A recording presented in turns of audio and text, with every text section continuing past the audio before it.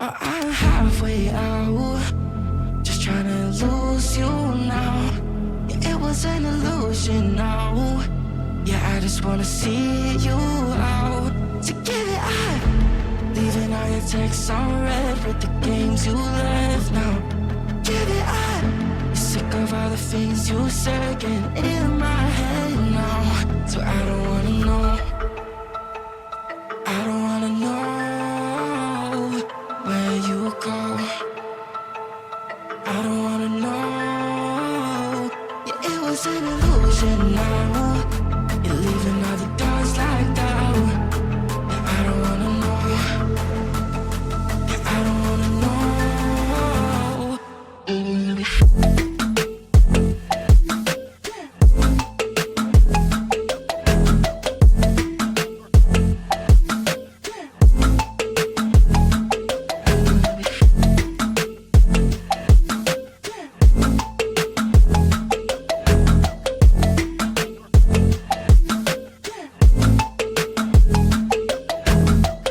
Two shots with a broken spleen, yeah. I'm back with the mess you leave, yeah. It's hard to stop in me, yeah. So I don't wanna know all the things that he left in my brain. Starting all over again, yeah. Only put it away, now you right back in my face, yeah. I'm done with all that you can say, yeah. So leave me alone, 'cause I don't wanna know. I don't wanna know where you go. I don't wanna know. Yeah, it was an illusion now. You're leaving all the doors locked out. And I don't wanna know. Yeah, I don't wanna know.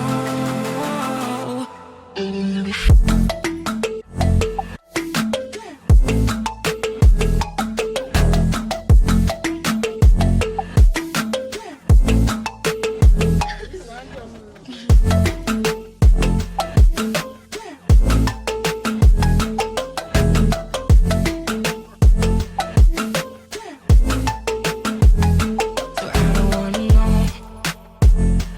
I don't wanna know where you go. I don't wanna know. So I don't wanna know.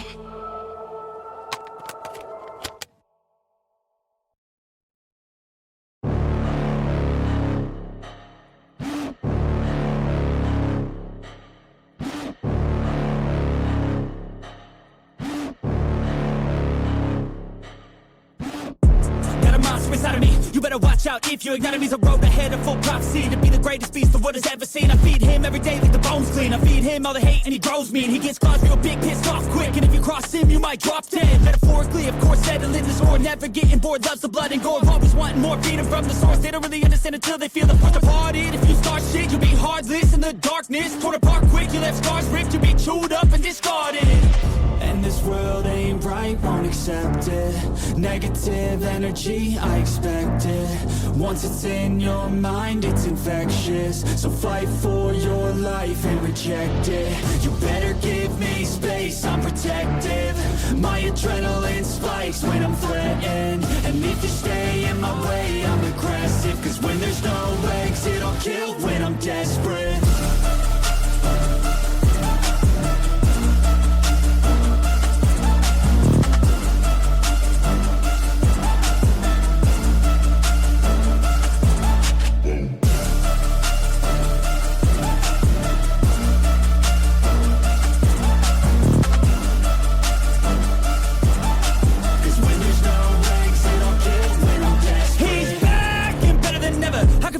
Adrenaline pressure, it's stormy weather, lightning, thunder, pouring weather.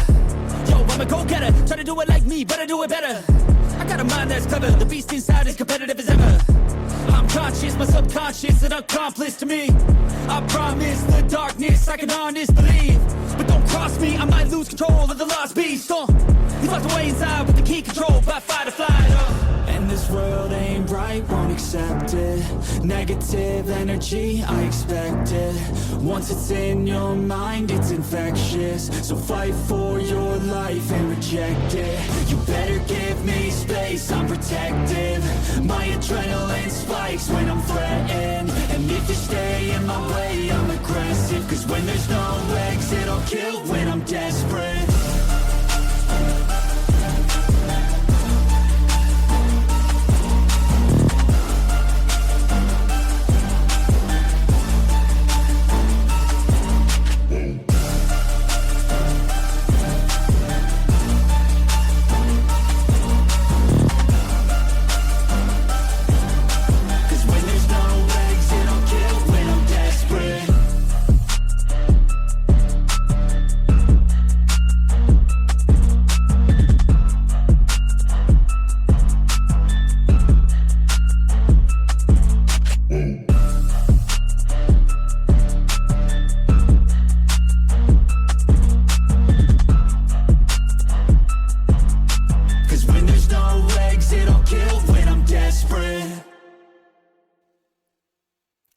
I'm calling Steph on Discord, but she's not answering, so I'm not sure where she is. Let me queue up some more music, and then we'll do a trigirdle or something. Let's see.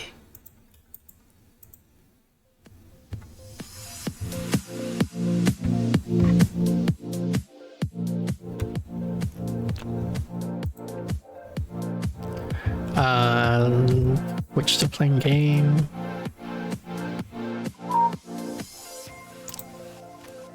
Then do a trigirdle. Looks like there were some changes, bug fixes. Guess it doesn't really matter that much. Check over our Discord. Yeah, I don't see Steph. Okay, so we're gonna do some new trigirdle to pass the time while we wait for Steph to show up. Let me fix my my avatar. There we go. How's everyone doing today? This Thursday. I check over on Discord every now and then. What? Wow, we use almost all the letters on the first row of the keyboard. Hey Simon. And oh, it's not Oasis.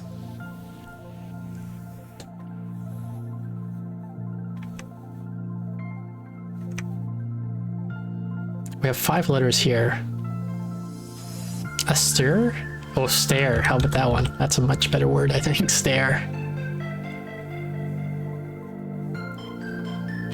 This could be, this is wiser? No, W's already taken.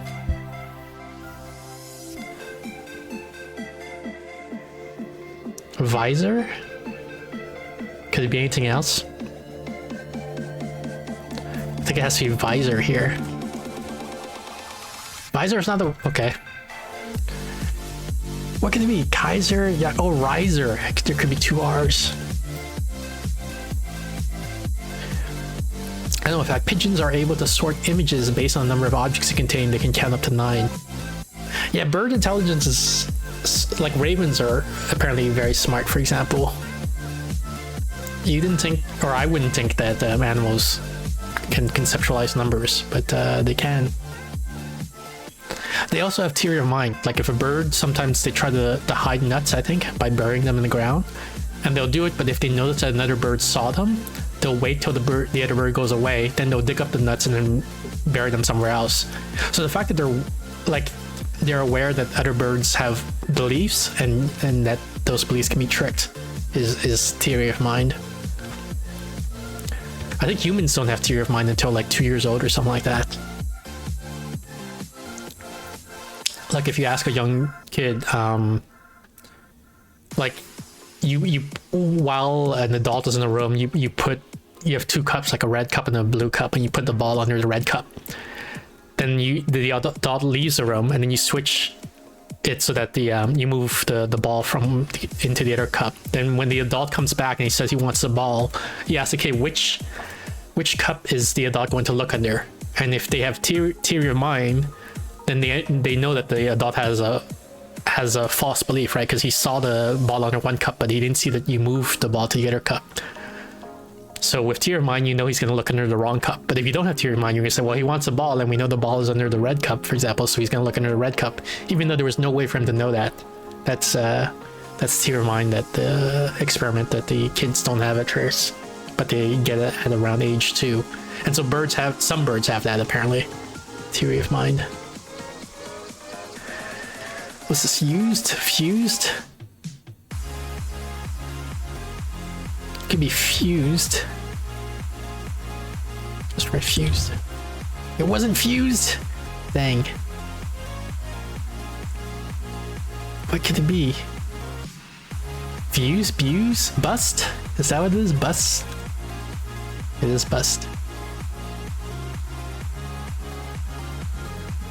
Oh, I think Steph is here. Hello? Hello. How are you, Steph? Hi. How are you? I'm okay. Let me share the screen. I was waiting, and I had opened up Discord. I was waiting for the call and everything. And then I realized I'd actually opened up Slack. You open up Slack instead of Discord. Yeah. Sorry about that. And then when I went to open up Discord, of course, I had 100,000 updates to do, so my bad. Mr. Simon says Steph, and then there's the wave hi emoji. Hi! I'm waving at the screen. You probably can't see that. Probably can't see, but yeah, she's 'Cause waving. I'm not on video, yeah. Do a trigirdle here. Fantastic. We like you know how it picks the first 3 words for you? It picked almost every Yes. letter in the first row of the keyboard, like W, E, R, T, U, I, P. Oh, wow. So that's what we're working with. The top row's out. Alright.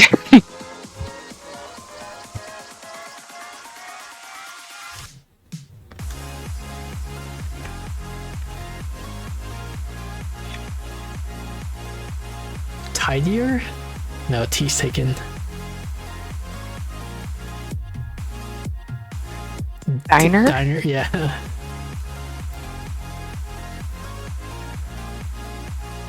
I was just talking, someone mentioned, or someone redeemed animal fact, Chalkar redeemed animal fact, and it was about pigeons are able to sort images based on the number of objects it contain. So Ah. they can count up to 9.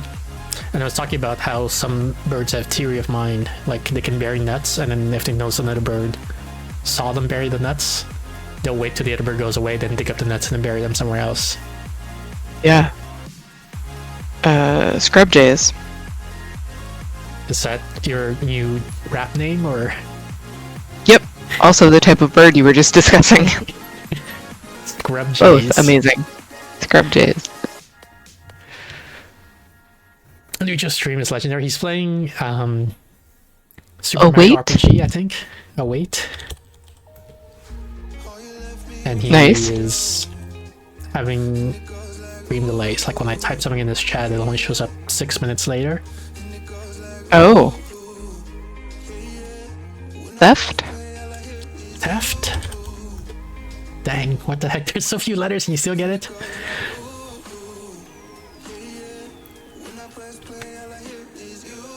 Amino?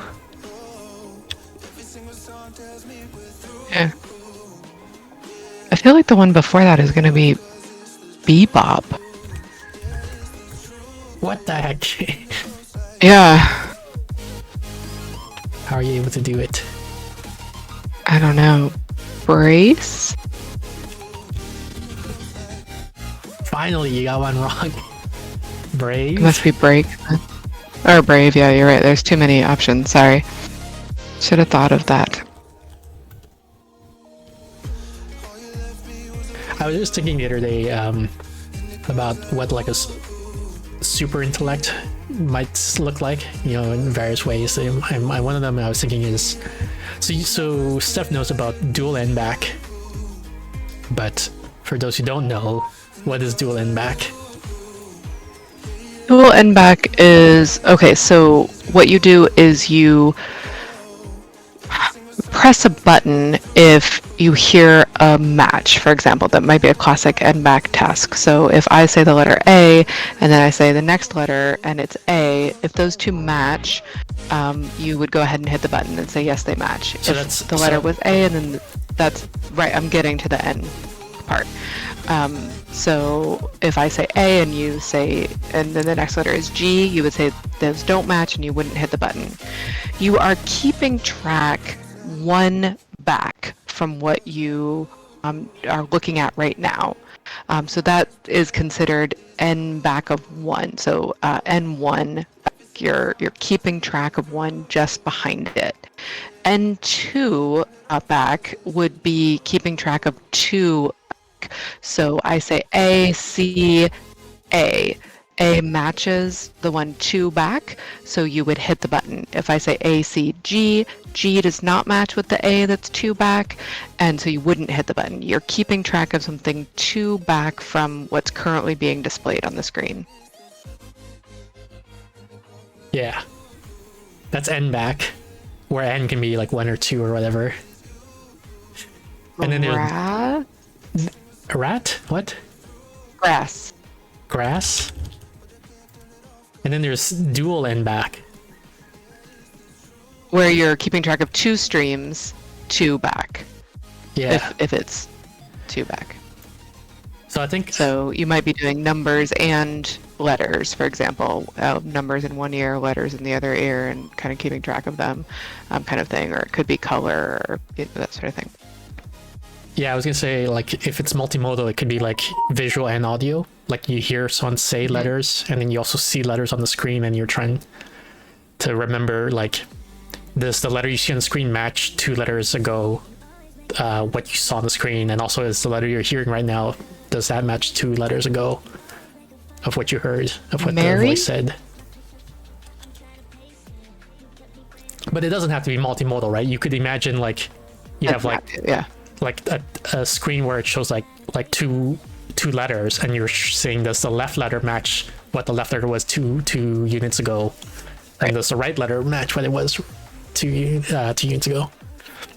And dual 2 back is apparently very difficult already. Like, most people can't do very well on that, and those are small numbers, right? So you could easily imagine like them doing, instead of dual, like 16 of them, and then instead of doing 2 back, they do like 1,000 back, right? And then that would be like ridiculous. Do you think this is Joule?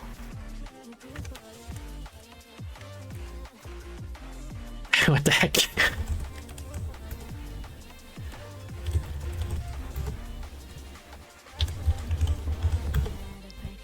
But then I was thinking, they don't even have to all be the same length back, right? You could have like 16 letters, and the first one is like 4,000 back, the other one is like 3,096 back, and then... Nay. Yeah, chimpanzees can do like 4 back under certain conditions, which humans have a very hard time with. I didn't know chimpanzees were good at that one. I know they're good at the other thing. What was Right. I don't know what to call it, where you press the numbers in order. Right. So they show classically like the numbers 1 through 9, some of them on the screen, and then they flip those over. So they just kind of look like poker chips on the screen, and you have to touch the chips in numerical order, even though you saw them all simultaneously, and even though some might be missing. So it might show the numbers all at the same time in different space on the thing, 1, 3, 7, 8, 9, and then flip them over, and you have to touch the chips in the numerical order, even though you weren't looking at them.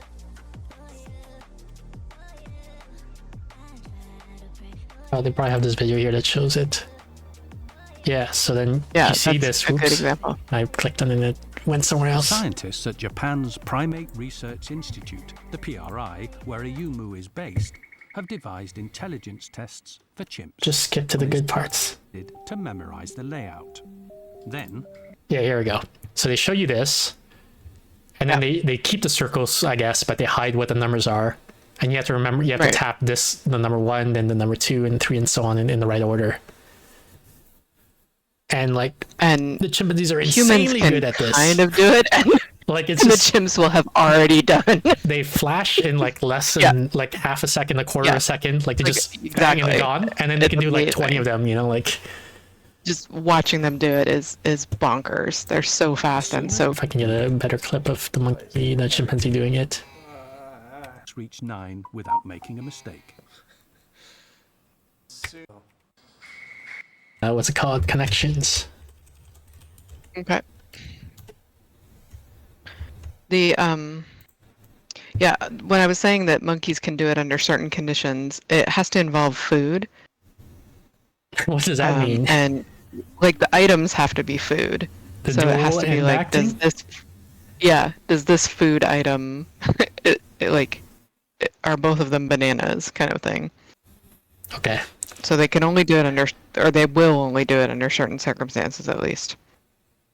That's But they interesting. Like, can- so is it because, like, because I mean, they can understand numbers because they can do that. The test we just saw, Right. Like, you can teach them numbers, but they Right. won't do it with numbers. They don't. And I we don't know if they it's can't because, or yeah, if they're unable to, or if they're just not interested for some reason, or right. because that is like we definitely we talked about. There are like the human brain has modules for different aspects of your life, and there are problems that are difficult for us to solve in one context, but easy for us to solve in another context. The Watson test is the classic example, Right. where you say like there's a card on one side. There's a rule which says like if on one side of the card if it's red, then the other side has to have a vowel, and you have like a red card, a blue card, and a card with the letter A and the card with the letter B, and then you have to say like which cards do you flip over to check if the rule is being sassified. Right. And that's tough for What's people. the least number of cards you have to flip over? Yeah. Because like you have to think through. Okay, so you know if the rule is I forgot what I said, red is vowel or something like that. So do I have to flip over the red one? Do I have to flip over the blue one?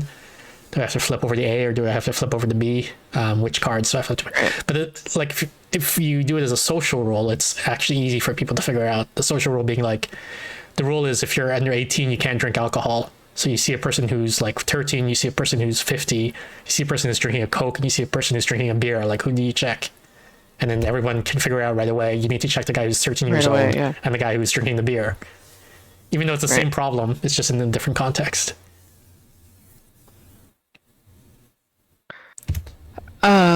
Speaking of niche skill areas, blue, gray, right, pilot. Blue, gray, what? Flight, right? Pilot? Yep. What's Yep. what are these, pens or something? No, what's right? These are obviously types of whales. These are whales? A right whale? That better be the answer. Nope. What the hell's a right whale? Oh, I guess fin. Do fin instead of pilot.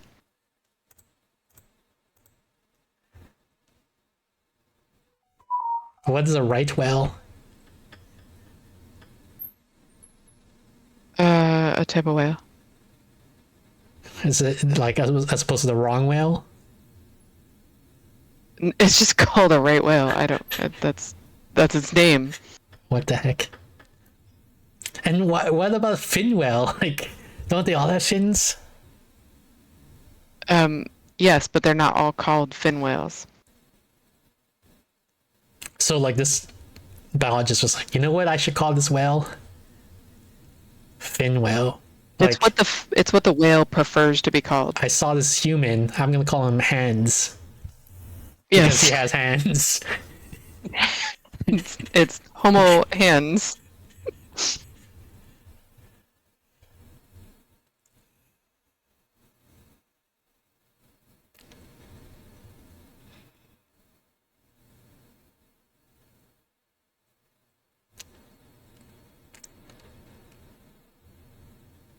Oh, pilot must go with aviator and ace and flyer. I was thinking about that, but flyer, why wouldn't they that be with a put Y. Y? Flyer? Or is that not it? I think it can go either way. Well, I feel more confident about left, went, departed, and split. Okay. What do you think about these? For all, like, to leave? Yeah. Yeah, that feels okay. We still have those guys that you said. Yeah, fine. I can't see the other ones being relevant. So what's this?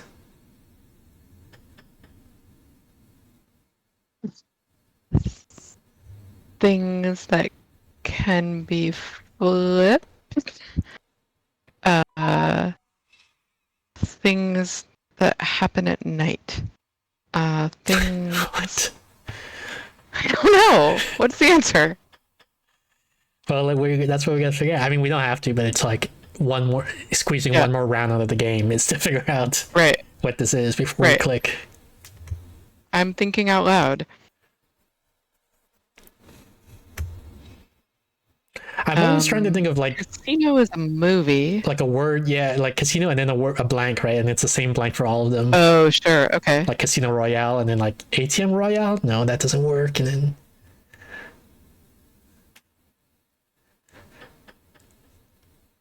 Sometimes it helps to take the first letter off and see if it makes a vegetable. so take the first letter off of ATM and then Yeah. TM, trademark, and chedule and patchoula. sounds like a flower. Yeah, I don't know. Should we just submit? Sure. Slots? Oh, a spatula does have a slot.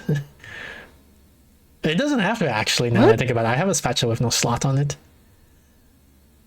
What does an ATM have a The slot? card, the debit card slot. But it only has one. Okay, like any amount of slots, Yeah, with including zero or the number more. of the singular. Possibly zero slots. All right, excellent. Because the spatula can have Excellent. zero, right? That's a pretty good list. Yeah, zero or more. All right, that's a good category of items. That's what I'm gonna be for Halloween next year. Objects of zero or more slots. Yes, yes. That's what I'm going as. All right, I got That one's terrible. That's legit terrible.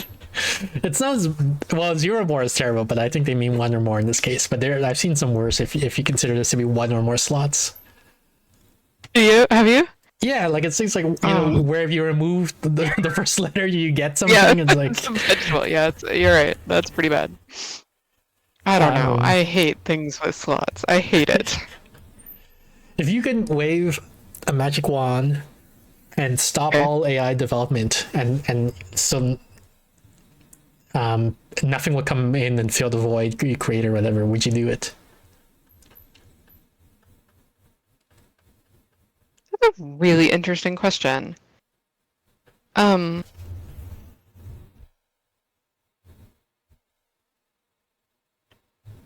Right now I am a techno pessimist. So What do you mean right now? Like you used to not be, and then you met me, and then you're like, wow, if this is what technologists are like, we're doomed. it's an interesting question because I do think that used correctly, AI can solve problems that humans cannot. But I'm also not convinced we're going to quote unquote use it correctly.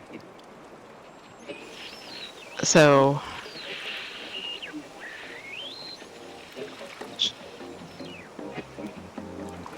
So do you wave the magic wand or not?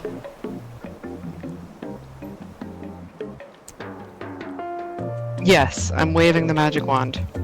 Okay. Tell me why I'm wrong.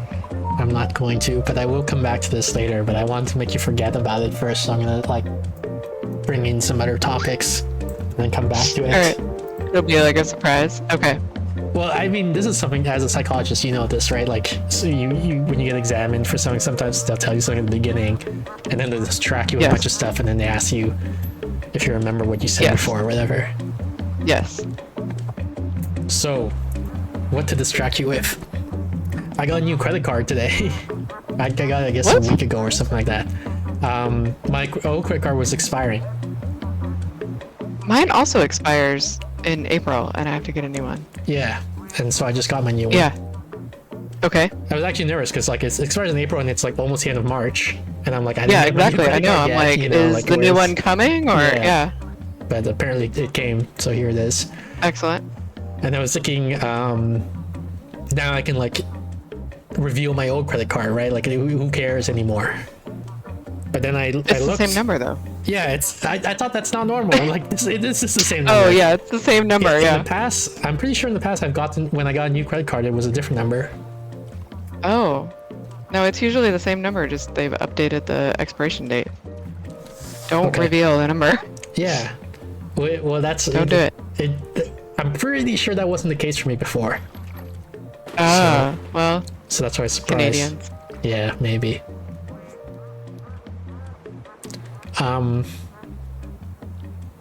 Let's talk about thought experiments and science and math. Okay. So I used to think that, like, what's the difference between science versus math? What's the difference between science and math? Yeah. Math is a representational system, sort of like language, and science is a process. Okay. I'm trying to think about that. For deciding on the truth of something. Yeah, I'm trying to think about your definition to see how much How correct it is. I agree with it. Well, so Alright. because like it's So you're thinking orthogonal to what I'm scientifically, thinking. not. Okay. Yeah, but I'm like, so are they equivalent in some way or something? You know, like that's what I'm trying to figure out, and I can't Right, see. right. But like, so what Gotcha. I'm thinking is like, with math, it's something you can just sit in your chair and think about it, and then figure out truths about it, right? Like you don't have to go out into the world to figure it out. Whereas science, Right, because you it's a do. representational system. Yeah, like I don't know what that means. That's why I'm like, I'm not sure if we're saying the same thing or not. But science, you do have to go like. Not social sciences. You can just sit in your chair and think whatever you want. But then it turns out to be wrong. Or you find out that it's wrong when you go out into the world and then start measuring things. Well, for some things like philosophy, you never find out that you're wrong, right? Yeah, I guess do people generally think of philosophy as separate from science and It's a social math? science, right? Is it? I mean, like I know psychology is a social science. I didn't know if philosophy was. Would you put it like in the humanities? Where would yeah. you put it? Yeah, humanities. Which is a polite way of saying not science. Right. It's I'm getting on a tangent now, but there's STEM, right, which is like what, science, technology, engineering, and math or something like that. Yep. And then people are trying to make STEAM a thing where the A is arts. Yeah, we're trying to make STEAM and I'm happen. like, Yeah. come on, like, are you kidding me? Well, what about like drafting? Drafting, like what architects do. Yeah. I guess that's a form Can of that be engineering. scientific? Yeah. Well, it's more engineering than STEAM. science to me. Get on board with including the art. Because I mean, I can see the overlap between like science and engineering, Sure. and science and math, Sure. and technology and engineering. What and so, about like, the overlap between science and not and science? arts? Yeah, and that's where I'm like, it's just something different. Like at this point, you just like the STEM, careers are high paying, and they're like, I want to be high paying too. So it's not STEM anymore; it's STEAM. I think actually it's a polite way of talking about students who are not good at traditional Science, school. math, and Yeah. Well, just engineering kind of and say like the technology. students who do better work, who don't do well with language-based things. I think is literally what it was trying to do. Like students who would do better working with their hands or doing things in the real world, or maybe working with numbers in the absence of words, or drawing or something like that. I think it was kind of meant to capture those kids, honestly. I mean, if we're good with working with numbers, In a they can still be math, reframed right? They way. can still be STEM in that sense. You could, right? But some of those students are also not good at working with numbers. Yeah, and then then it's not They're- STEM, you know, and it's okay to not be STEM. Like there's when you create a category, like the intent is to, you know, draw a line in concept space so that some things are part of the category and some things are not part of the category. That's not true always, though. Sometimes the point of creating a category is to label things in a more acceptable sounding way.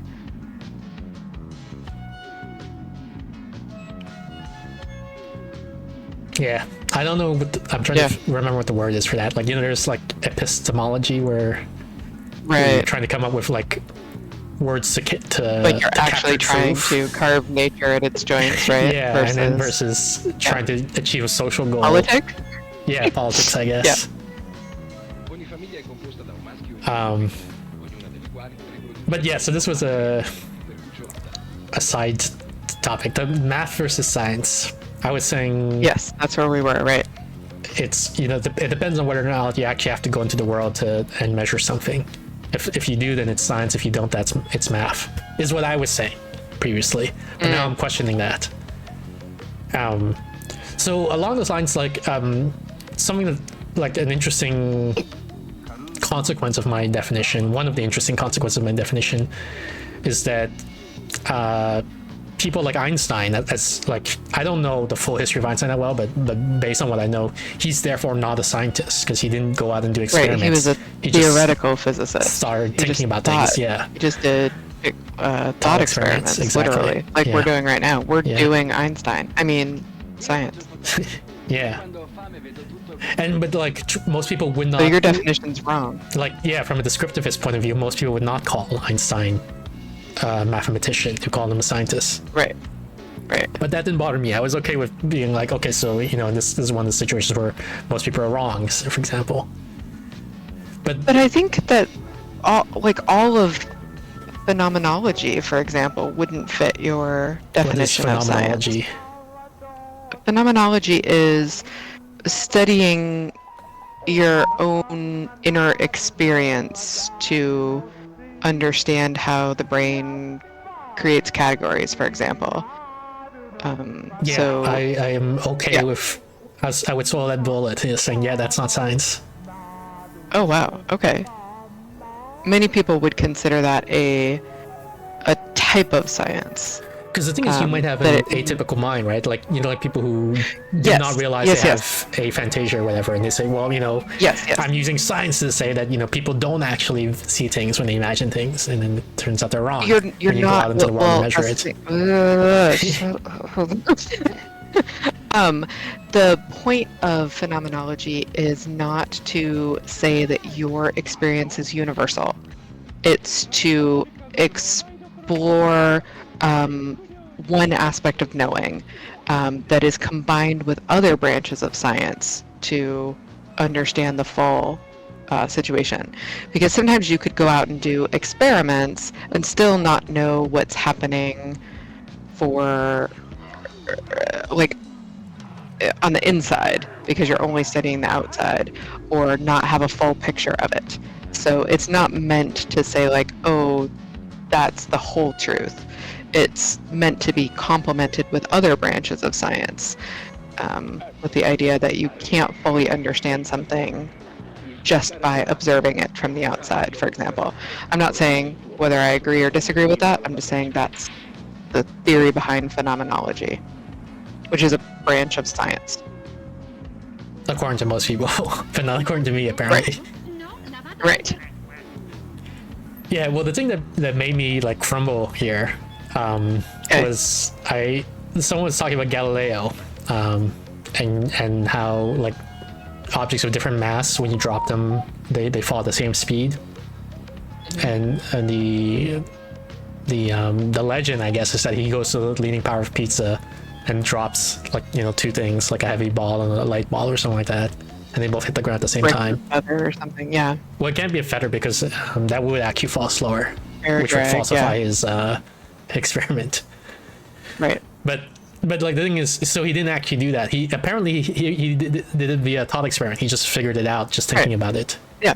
Which I'm like, wait, how would you just think about like two balls falling and you realize that they fall at the same speed? Like, you know, like you might be wrong. Maybe they fall at different speeds. You have to actually do the experiment, right? I don't know. I assume he had some way of proving it. Yeah, he did, but you know, it wouldn't occur to you, to the typical person, that you could figure that out just by thinking about it. Like, it seems like you would have to actually drop two balls to see if they fall at the same speed or not, right? I mean, I think that's the naive position. I don't know. I assume. I don't think he was just sitting around being like, I wonder about gravity. I think he was engaging with a whole series of theorists who also had proposed thought experiments and things like that.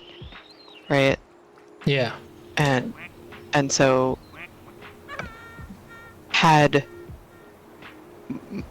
ways to think about it, and so that probably occurred to him as the thing that would make the most sense to do. Well, I'll tell you what the thought experiment he came up with that proved it. Like, and so this is like an example of brilliance, because I did not think of it. Like, I would not have thought of this. I would have said, okay, let's go do the experiment. Let's go drop some stuff and see. But like he said, like, so imagine you have a heavy ball and a light ball, and you tie a rope between them. If they fell at different speeds, then the light ball would be pulling up on the heavy ball, like as they fall. Mm-hmm. But then the whole system of a light ball, a heavy ball, and a rope would all be heavier than each individual component, so the whole thing should be falling even faster. Mm-hmm. And you know, so none of this makes sense. Like, the only way it works out is if they're all fall at the same speed, regardless of their mass. But my guess is that this was part of a larger conversation that the scientific community was having. I mean, it may be that he was like, I've just wondered something no one else has wondered about or talked about, and I came up with a thought experiment to disprove it to myself. But my guess is this was probably a larger discussion going on. Sure, but even then, someone had to come up with that idea, right? Probably Galileo, maybe not, but somebody had to come with that idea of the thought experiment. Sure. And to me, that shook me, because I'm like, how could you possibly know whether or not a heavy ball falls faster than a light ball or not without doing the experiment? But it turns out you can. If you think about it, there is a way to figure it out. Yeah. And to me, like, that is clearly science. And so now this is someone doing science without going out into the world and doing an experiment. Well, your definition was bad, so I think I'm supposed to be shocked, but I'm not. Yeah, I'm shocked. I'm shook. So I'm not young enough to say. So now I have to think, what is science then? What is the difference between science and math? I already gave you the difference. What does that mean, a representational system? Like language, where a agreed upon symbol stands for a concrete or abstract concept in an agreed upon fashion, and you can manipulate those symbols according to agreed upon rules, in some ways and not others, in order to achieve in order to whatever it is we do when we think, reach a consensus, represent the outside world. It's hard now to draw the line between language and math then, I guess, with that definition. Well, math and language use the same part of the brain, so they're not. But they're exactly different. Clearly different. Are they clearly? Yeah, they're. Would you like to prove it mathematically or scientifically? Language is part of A, not of STEM. Look, it's obviously STEAM.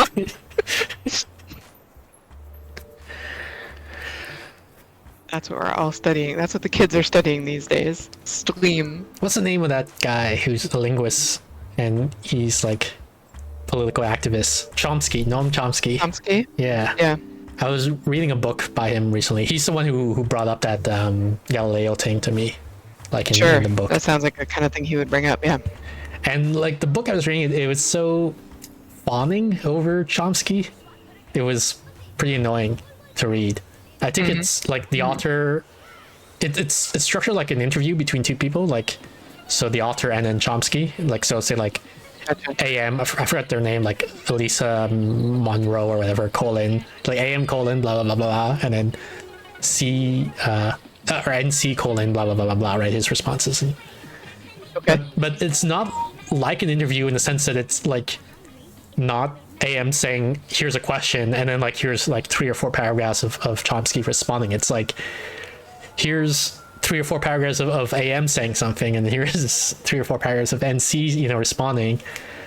And when AM is saying things, there's like, I was your student in university, and I remember one time you said something extremely impactful, and it touched me for the rest of my life. I'm sure it touched all the other students as well. And it's that you said, always be prepared to learn by being surprised by the simplest things, or something like that, right? And there are 4 components in which this is deep, and the first one is to say always be, and it's showing absoluteness, and it's like going on like this for 3 or 4 paragraphs. Terrible book. Yeah, and I'm like, what the fuck is this?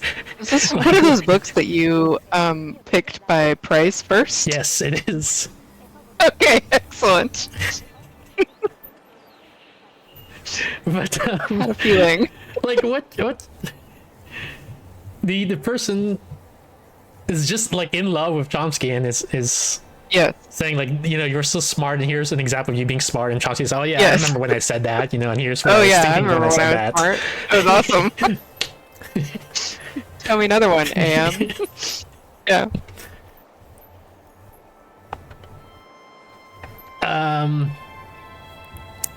My computer broke down a while ago. No. I have 2 computers, main computers I use. There's the one I'm using right now for streaming, and then there's a different one.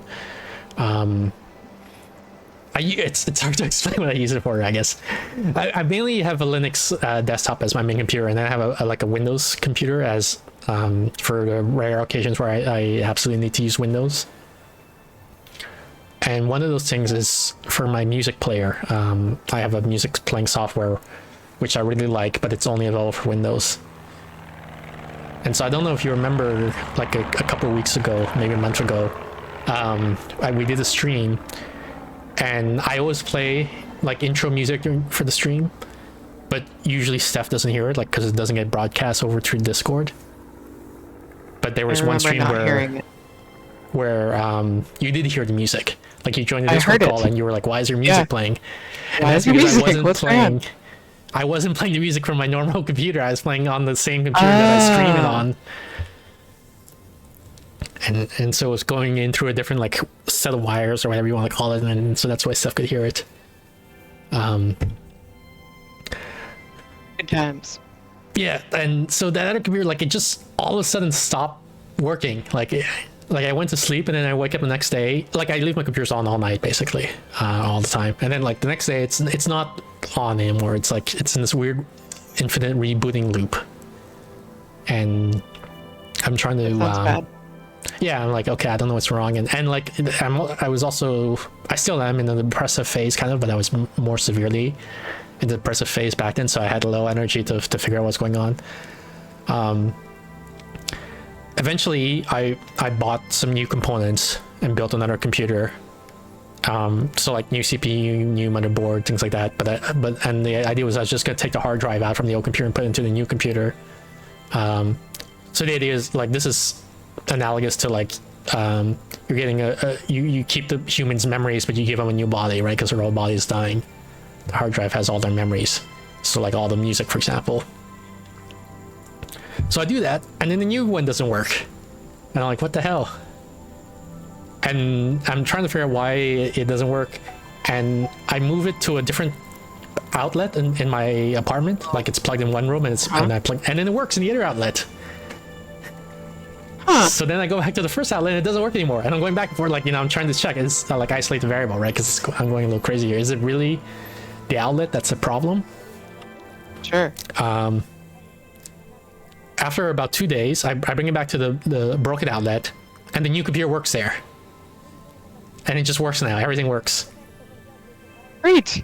And so I'm like, what the hell happened? Was it like a temporary problem with the outlet? And like if I just waited, then my old computer would have been fine too? Maybe it wasn't, maybe it was like a loose connection? Well, I mean, I unplugged things Right. and plugged them back in a bunch of times, like as I was moving things back and forth. Sure. But like, let's say the outlet, doesn't work unless the things are perfectly in sync. And the wire's kind of loose. And it kind of stopped working, but you jiggled it enough that it got back into the correct position. I guess that's a possibility. Look, I'm doing science. Just by thinking about it. Just by thinking about it. Yep. I was wondering if it's like there's something in the building or like they changed something, right? Like so that like for a I month suppose or it's something like possible you that. could have blown a fuse and then Well, I somebody would have just had to reset the noticed. fuse then, right? Right, but maybe somebody, like maybe well, I guess you never leave. Yeah, I was gonna say like maybe you were gone at works No. or something, but like you don't really leave your house very much. that's right. So But I'm thinking something analogous could have happened. Like it didn't break my fuse, but like there's something where like there's some shared component. I don't know much about electricity. Like there's like the hertz that the electricity like isolates between, and then there's the voltage.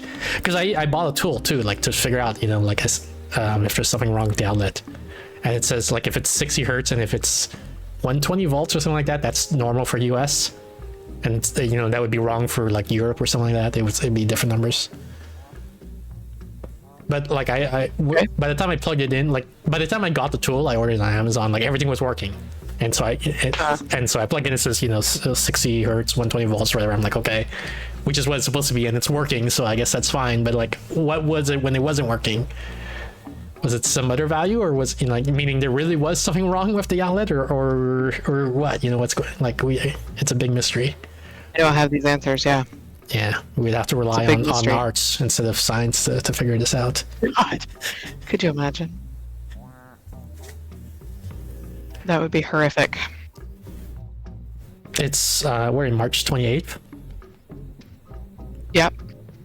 I am supposed to start working on April 1st, so that's Okay. good. How are you feeling about that? A little nervous. I was feeling a lot nervous before today. I'm gonna say HR. Like there's a whole bunch of different factions in Amazon that all fall under the branch of HR, I guess. Mm-hmm. So it's not like, and the right hand doesn't know what the left hand is doing type of thing. Right. But one of the factions is like, you have to prove that for U.S. government reasons that you can work in the U.S. I-9 or something like that is one of the code names that they use for this process. And you have until basically March 31st to prove it, or else you can't work. And they told me this like, I don't know, a while ago. So I started working on it. Like I'm like, okay, let me fill out the forms to prove that I can work. They go onto this online website, fill out this form, then find someone else, another American citizen, have them confirm. Like I gotta show them I have a green card. It's like there's different ways you might be allowed to work in the States. Being a citizen is one of them. Having a green card's in there, having a work visa's in there. In my case, it's that I have a green card. So I would have to find another citizens of the U.S., show them my green card, and have them in person, like say, yep, he has a green card, and then sign a form basically saying that I saw him have the green card. But it was an online thing. It was an online form. So I found someone. So I went to them. I said, okay, sign this for me, please. And they're like, okay. They go on their laptop. They click, the digital signature. Like I confirm that this is true or whatever. Right. And then and then the HR person is like, yeah, you didn't fill it in. I'm like, but I did fill it in. Like we went to the website. We did everything. And the thing is, like, they said, let me send you a link to the form to fill in again. And for security reasons or whatever, the link only lasts for 48 hours. So like, fine. So I contact the person again.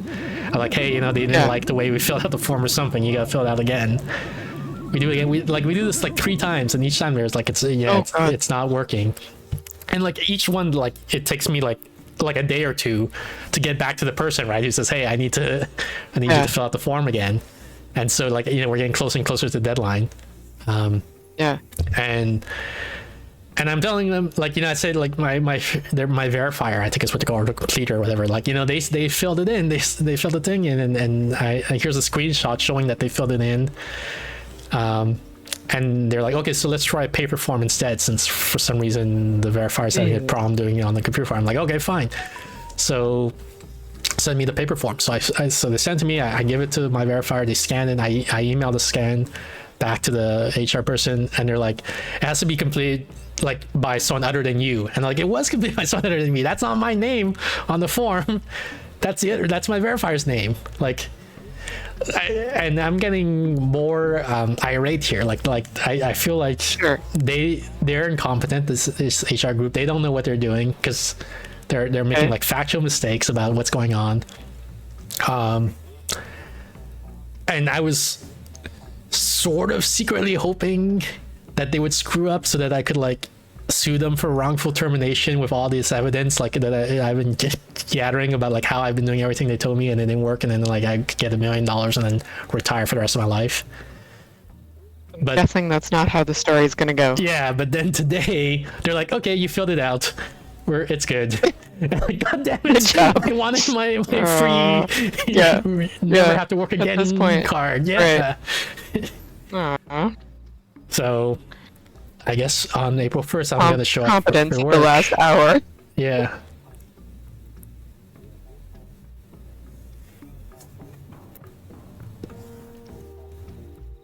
And then right after that, we're gonna have another solar eclipse. Did that already happen? I saw someone post a screenshot in the Discord. The solar It eclipse. happens on the 8th. Okay, so they posted some random others. I didn't ask why they posted the solar eclipse picture. I guess they just posted some random other person's other events solar eclipse. Yeah, maybe from last year, or Yeah. I think we just recently had a lunar eclipse. I Oh, don't maybe know. it was a lunar eclipse that they posted. Yeah, I don't know. You know how why do things have monetary value? Like, why does Microsoft stock cost like $100 or whatever? Do I know why things have monetary value? Yeah. Why is it that if I want to buy a share of Microsoft stock, I have to pay $200 or whatever it is? Because of the collective fiction that we've all agreed to, that money exists? Yeah. That's like, it's more, that's correct, but it's subtle, right? It's a subtle idea. Yeah. For the case of stocks, it's like there's a prediction that the company has some sort of value because it produces something, it does something that people care about. Like maybe it makes burgers and people like to eat burgers, for example. And so you can think about like all the money the company will ever make in the future, and you can try to estimate how much value it would be to own 1% of that company, for example, and get 1% of however money it ends up with, I guess, in the end, quote unquote, when it finishes all its business. And different people have different estimates for what that value is, so they would value the stock at different amounts. And as a purely rational actor, if you think it's worth $200 and you see it's for sale for $100, you would buy it, right? Because you know it's worth more than what someone's selling it. And if you see someone's willing to buy it for $100, but you think it's only worth $50, then you would sell it, right? Because you think you're making the better trade. And so there's some price that, like, on average, the overall market settles on where nobody's willing to buy or sell, and that's the price of the stock. Right. So cryptocurrency now, why does that have value? It's the same thing, but there's no underlying fundamental, right? There's no value being produced by some company. You buy Dogecoin or whatever, because you think you could sell it for more than what it's currently, like if you buy it now. That's how like all quote unquote precious resources work, right? Like gold Or diamonds, yeah. diamonds, sure, cobalt. Well, with some Art? of, like, I don't know about cobalt, like, and I don't mean that to say like I disagree with you, cobalt. I mean literally I don't know about cobalt, because some resources like copper, for example, have like practical applications. You can like build wires with it, which is useful. Sure. I don't know about cobalt. Cobalt does have practical applications. Electric batteries. Okay. But so there's that aspect of like you can make money of it by buying it low and selling it higher. But in the case of like stocks and companies, there's believed to be some fundamental reason why it intrinsically has value, because like the company can produce money, whereas this is completely absent in gold, diamonds, and crypto coin. And honestly, it's not super anchored to anything for like dollar bills. Yeah. The money itself, like as opposed to like wheat or something that you could buy with the money. Right. So It's a collective story. one of the things that like a recent thing, I guess it started in 2020 or so, is this concept of meme stocks, right? Which is like stocks and company that have valuation that's valued despite the fact that there's no fundamental thing going on underneath. And one of the examples is like AMC, the movie theater, and GameStop, the physical video game store. Okay. They were going bankrupt because people didn't want to go to movies anymore, or they didn't buy physical video games in stores anymore. They would go on Steam, for example, to buy video games digitally, right? But then for various reasons, I don't know if we want to get into it right now, but like people on Reddit primarily were like, wouldn't it be funny if we just bought all the stock? And they bought it, and then like the price went up like 20-fold, 100-fold or whatever, because people kept wanting to buy it, nobody wanted to sell. Right. And so they call I these vaguely remember this. Yeah. meme stocks, where like the value is going, like it's a stock, but it's almost like a cryptocurrency in that like none of the value comes from the fundamentals. It just comes from the belief that you can then sell it to someone else, or maybe the idea that it's funny to buy it, like in the same way that you might buy Dogecoin because you think you can make money, or you might buy because you think the name is funny and it's a cute logo and you want to own a little bit of that. Right. Where owning that is like also a subtle concept. Like what, you don't own anything, right? Like it's you don't own the logo. Like that's just like the guy who made Dogecoin doesn't even own the logo, right? It's some meme picture that someone made on the internet. We forgotten who made the image, and then he just pasted on his crypto coin. So I give all this background to talk about this story that's coming up, where I forget, like I don't know the exact name of the crypto coin, but it's something like Slurf or something like that. Slurf coin. Okay. I might get the name wrong. And like the creator of Slurf coin, his name might be Slog or something like that on Twitter. Slog? Like, Slog made Slurf coin, so something like that. Like not his legal name, but because it's all anonymous, random internet stuff anyway. Right. His Twitter handle, I guess, is Slog or something like that. Anyway, so he creates this Slurf coin, and then people are like, yeah, I want to buy Slurf coin, right? So they give him money and they buy it, and then there's like $1 million or $10 million or whatever of investors coming in saying, they all want Slurf coin. And then he like deleted it accidentally. So he lost this, like he didn't lose the money but he lost who owns what. And he's like, oh, I'm sorry guys, it's irrevocably gone now. Awesome. And yeah, like so let me talk a bit about cryptocurrency, right? Like it's there's this thing called the blockchain, which is like how we say like money is like a shared fiction. Yeah. So the I blockchain do is know like, that. imagine we write down that shared fiction in a file. So someone up says like, here's what I think. Here's my list of what everyone owns of Bitcoin, for example. I think person A owns like 3 Bitcoins, person B owns 4 Bitcoins, and so on. Like I have this file that says, here's what everyone owns. And then if I can get everyone to agree with that, then that is in fact what we all agree they own, therefore, right? And Right. when I want to make a transaction, I'm going to say, okay, so, we used to say that person A had 3 Bitcoins. Now we say he has 2 Bitcoins, and person B has 1 extra Bitcoin. So we say person A transferred 1 Bitcoin to person B, and I'm publishing that out as like a news or broadcasting. And I want everyone to agree with me that this is what happened. And if everyone agrees, then that is what happened. And now one person's richer, 1 Bitcoin richer, one person's 1 Bitcoin poorer. That's basically how the blockchain works. You're getting consensus among all the participants on the network. Like you make a proposal for a Interesting way to change. explain it. Okay. Sorry? That's an interesting way to explain it. I've never heard that explanation. Yeah, I'm skipping over some Or details of, explain it that way. but Yep. but this is the essence I want to focus on. Fundamentally, yep.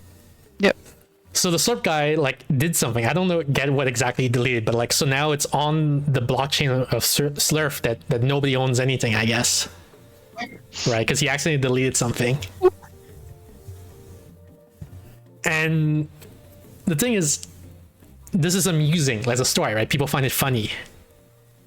So in response, Slurp went up. It cost, people wanted to buy more Slurp. Yeah. And that was just that's what the world of finance is like nowadays. Yeah. I always thought it would be really interesting to write a history of probably just the Western world in that uses as its, micro histories where they say the history of the world in one weird fruit or something. And it's sort of the history. You don't know micro histories? I guess not.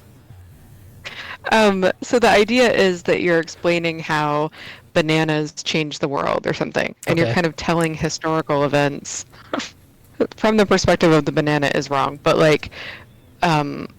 explaining the historical events you already know, but how they were related in ways that are surprising, illuminating, deeper than you expected to Bananas. Bananas, yeah, for example. So you're explaining the all of Latin American history just about through them becoming banana republics and colonialism and that sort of thing. And you're explaining how now bananas are all the same plant and they're very vulnerable to fungus, and we could suddenly not have bananas, and what that all means, right? So that's a micro history. Okay.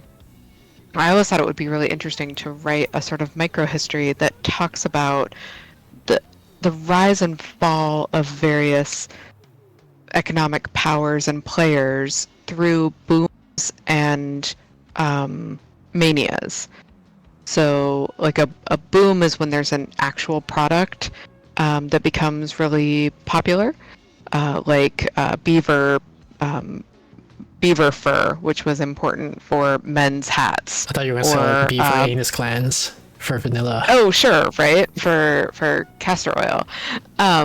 But there was a weird fashion for men's hats made out of beaver fur, and it led to the expansion of the Northwest and Canada, which is kind of crazy. Or the mania for tulips. Yeah, I was going to say there's a tulip thing in Europe. Right. But there's also bubbles that would kind of fit in there where there isn't actually a product. So the South Sea bubble, the South Sea Company bubble, is often used as a classic example where shares in a company were sold, and it was kind of almost a pyramid scheme, right? Which is kind of similar in ways to what you're describing with this Slurf coin, that there really isn't a product, and yet people are paying a lot of money. Yeah. Yeah. I find them very interesting psychologically, I guess. I can't believe it works. Like, because Yeah. there's like recently there's been a big cryptocurrency boom again. I think because one of the reasons is Bitcoin is being recognized in some legal way by the SEC or something like that, like ETF. I guess I don't want to get into the details, but basically they were not previously recognized in like there's something that makes them seem more valid because the government is acknowledging something about Bitcoin. And only Bitcoin, but because of this, then everyone's going like, let's go crazy about all crypto coins now because and lots of crypto coins have shot up in value. Like Slurf coin might be one example. Dogecoin is another. Bitcoin itself went up, obviously. And so there's this idea like, personally, I could make money by buying any Bitcoin now. It doesn't matter, like, or any cryptocurrency now, not just Bitcoin, but Slurf coin or whatever. Wait for the next sucker to come and buy it, and then I sell it to him, and then I make money. Right.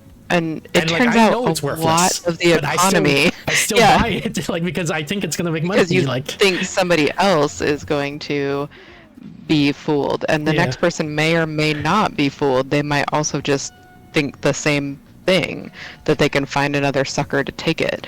And it's surprising when you start looking through history how much of world events is, and the economy is fueled by things like that, where there is no product, there is no value. The people who are purchasing this so-called product know it has no value, or know it might have no, or don't even check to see if it has value. It's kind of amazing. And it's not like they're stupid. Like, I mean, maybe they are, maybe they're not, but in some sense they were right. This isn't like a bunch of people Bitcoin in an institution, got billions, right? Like when it went up, like. Right. And often there are remarkably few consequences for the main actors. Like, people do end up losing their life savings and things like that, but rarely the person who, the people who got in on the ground floor, right, or who know it's all a scam. Like, there's very few consequences for that. Well, the thing is, you don't know which one you are, right? You don't know if you're the guy who got on the ground floor, or if you're the last sucker, and there's not going to be another sucker after you. So you're stuck now with the Slurf coin or whatever that you paid for and nobody wants anymore. Like, but everybody is like, I'm the smart one. Gambling. I'm the guy who's going to buy it low and sell it high. Yeah, and then I'm going to beat the house, But,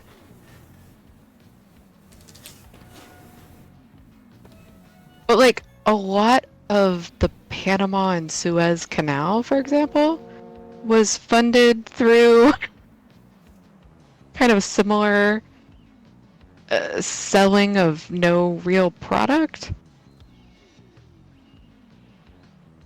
Yeah, it's amazing. I've just started to read Power and Progress, so check with me next time to see if I have a better understanding of what I'm talking about. Right. So what about the trolley problem? There's again with the trolley problem. There's a trolley that's going down the rail, and there's 5 people stuck to it or something like that, and then you can pull a lever so that the train goes the other way. It doesn't hit the 5 people, but it hits one person. And then do you pull the lever or not, right? And I remember one time, like, I thought it was so obvious that you pull the lever because killing one guy is better than killing 5 people. Like, that's so obviously the right answer. But you labeled that the wrong answer at one point, I think, when we had a conversation. Right, that's the wrong answer. Why is it the wrong answer? Because most people cannot bring themselves, most neurotypical people cannot bring themselves to deliberately cause a death. They would prefer more deaths happen through their inaction than a death clearly happen through their action. only neurodiverse people and psychopaths can make can see it the way they can do what you are suggesting. Well, okay, so like we're getting to a subtlety here, which apparently became important, which is that I don't know if I could actually do it. Like, I don't know if I would have the guts to pull the lever. But I Right. am convinced, or like I have a conviction in me that pulling the lever is the right thing to do. Like, whether or not I would do it, I don't know. But I know what the I think right that's thing to do actually is. pretty neurotypical. Like, I think that most people who are neurotypical think the right answer is, like, if they could get a computer to do it, what should the computer do? They would say the computer should flip the switch. And then you say, like, okay, which one are you gonna do? That's Yeah, where the well, I would problem hope lies. that I would do it, right? Like, I hope that I do the right Right. thing. But it in my, Right. you're saying most people think that, but I thought a lot of people think it's not the right thing to do. Like, deontologists, for example, argue that, you know, there are rules like, you know, never perform an action that leads to killing someone, therefore don't pull the lever. I think most people know it's the what's the word? The utilitarian thing to do, the best outcome for the most people. Yeah, but isn't utilitarian very like sense. have a bad reputation with neurotypicals? Well, I don't think most neurotypicals know what it is, but I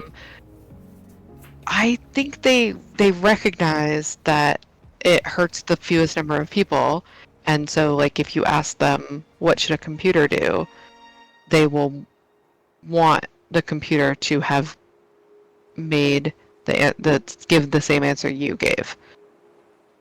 I think they just can't actually imagine themselves doing it.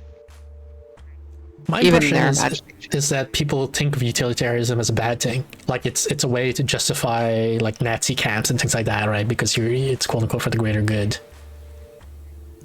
I don't think so. I Okay. think Maybe we there live in different are- social bubbles for that. exactly. Like there are philosophical arguments for and against effective altruism, utilitarianism, that sort of thing. But I think the average person, when they do the trolley problem in social science experiments, I think I'm giving you the correct as to what they do.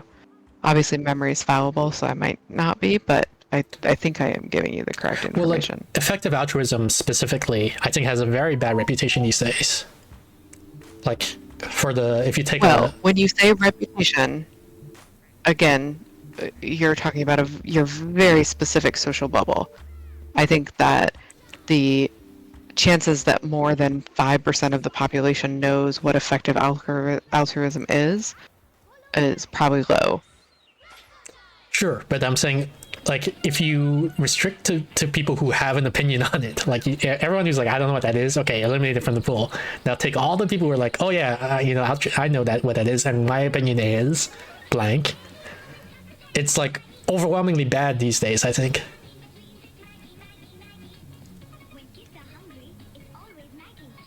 Overwhelmingly bad. Yes, because Huh. I think people have the impression that it's a code word used by billionaires to excuse hoarding money and having, you know, like depriving, taking advantage of poor, marginalized people and things like that.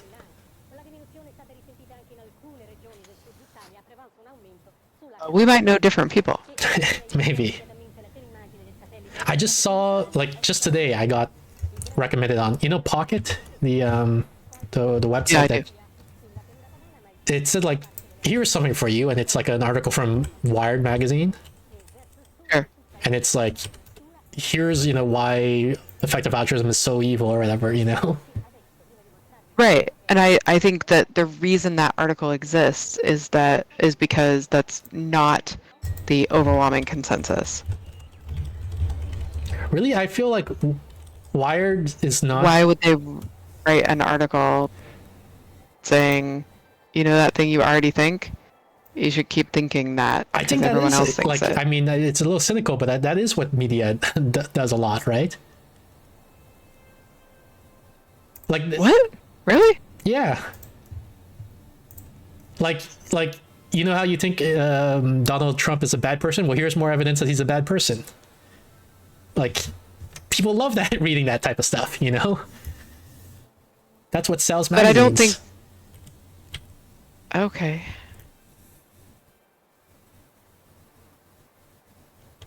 I don't think there would be a new article out now that says, Well, I don't 'cause- know if you've heard, but Donald Trump is bad. If that were the overwhelming consensus. Also, that's a good example because it's not the overwhelming consensus, weirdly, that Donald Trump is bad. Yeah. It's the consensus in my social bubble, obviously. Right. But Right.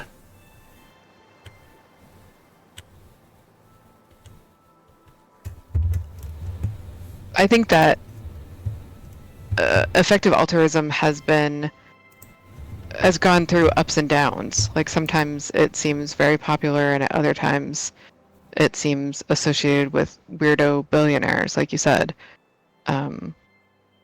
But then it will have a moment again, and then it will get tainted again. I don't know. That's been my impression. okay. But I don't know even a lot of people who know what effective altruism is, so Yeah. I also could have a skewed view. Well, I mean, it's of what good the then that we're consensus is. sharing with each other because Yeah. I'm learning something from Sure. you and you're learning something from me, I guess. Right.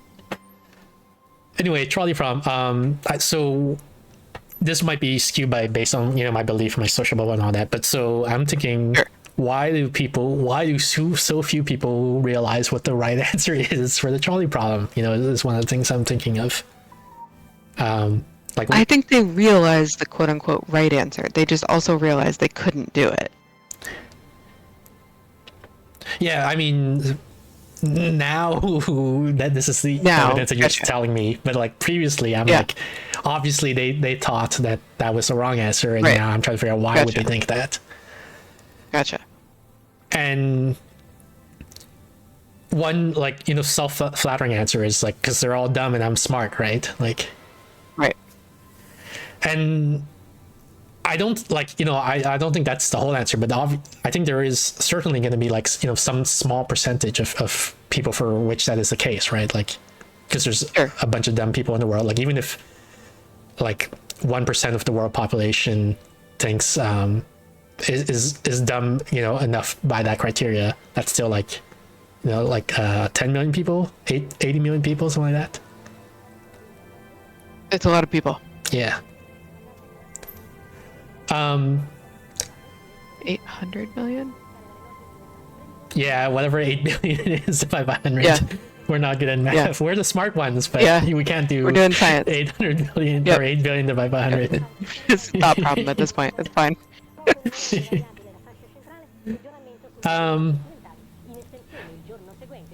But like, so the idea is like, it's just some small, maybe some very small, like either 1% or 0.1% people. The reason they think it's right to kill 5 people instead of 1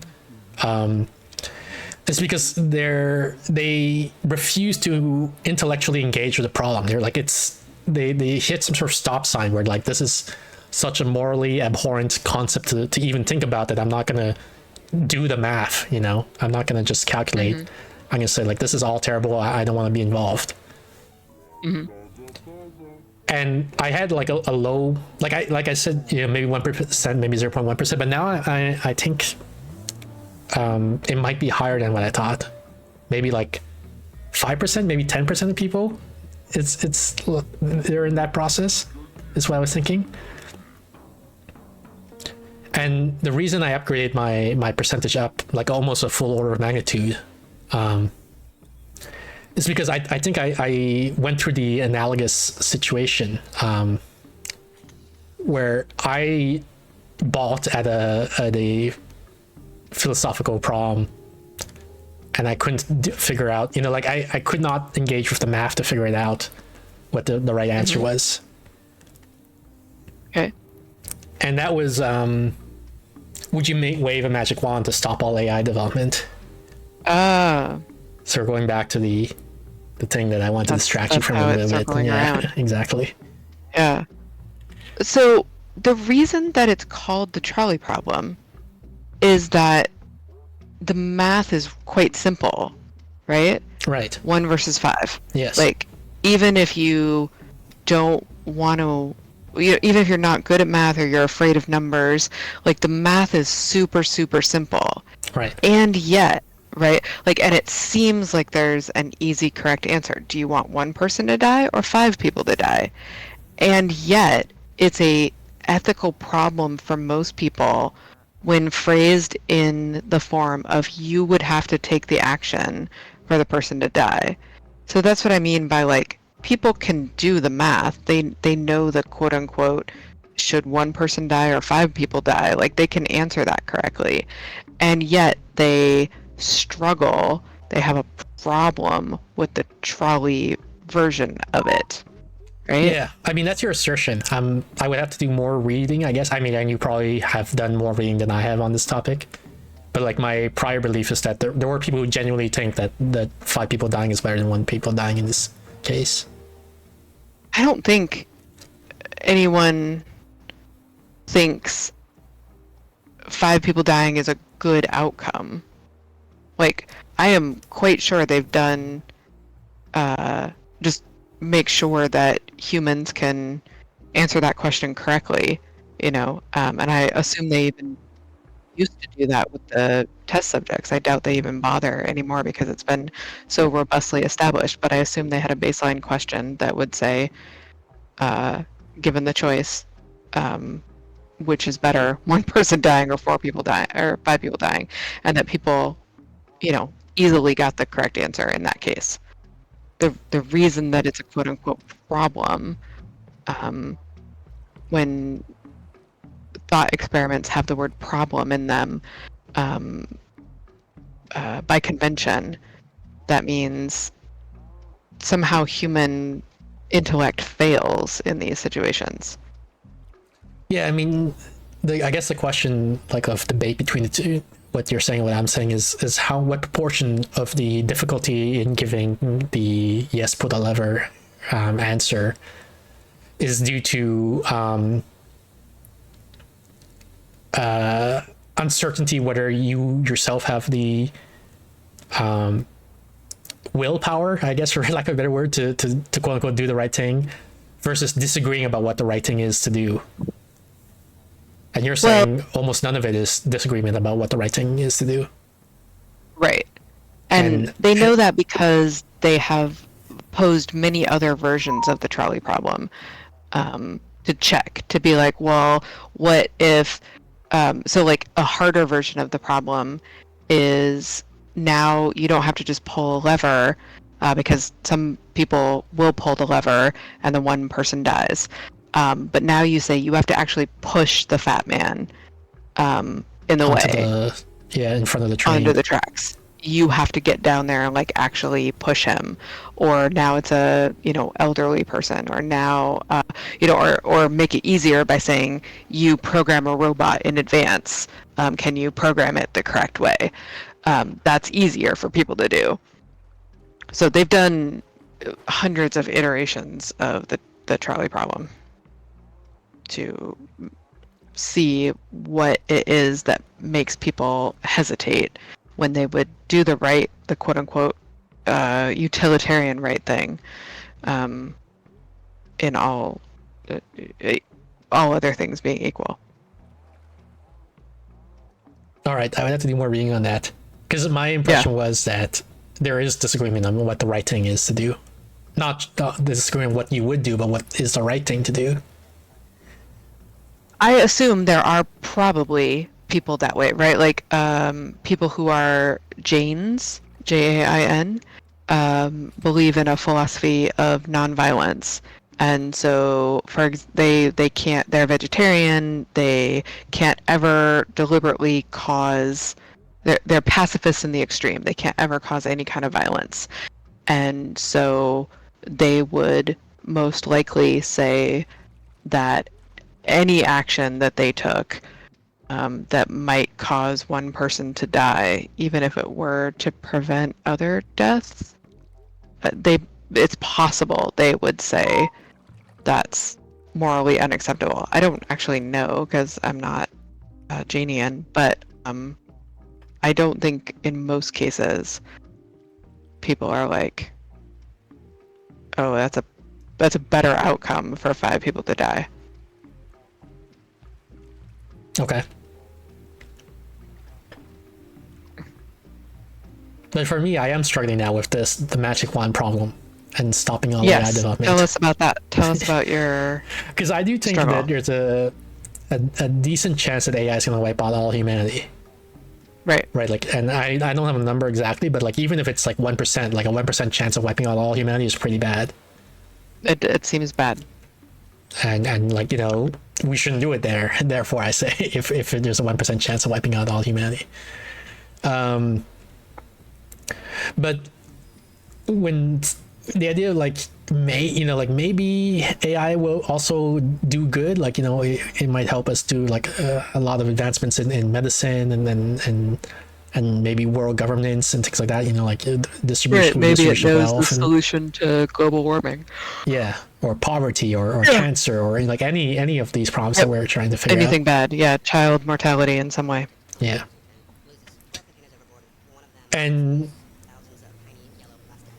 And I feel like I don't know like enough of the math to figure it out, right? Like is the expected utility positive or negative of letting AI progress? And here's the thing, here's the worst part. My gut instinct is that it's probably negative at this point. Like if you're thinking of a biased coin, it's a coin biased towards you losing. And yet I'm too scared to wave the wand. Interesting. Why you're scared because we might miss out on a potential good outcome? Because I think I'm too stupid to figure out the right answer, and I don't want to. Oh, yeah. Don't touch anything seems safer, you know, in that situation. Right. I think that's so interesting because And this is almost analogous to what I was thinking for the trolley prompt, right? Like where you say, like, I'm too stupid to figure out, is it better is violating the rule of never killing people better than saving 5 people, and being like, I have a mental block of like, I can't think this through. I'm not, you know, like there's, I might actually be too stupid, or maybe there's an emotional block that doesn't want me to think about it, and then. I think the math in this situation is harder than the math in the trolley problem.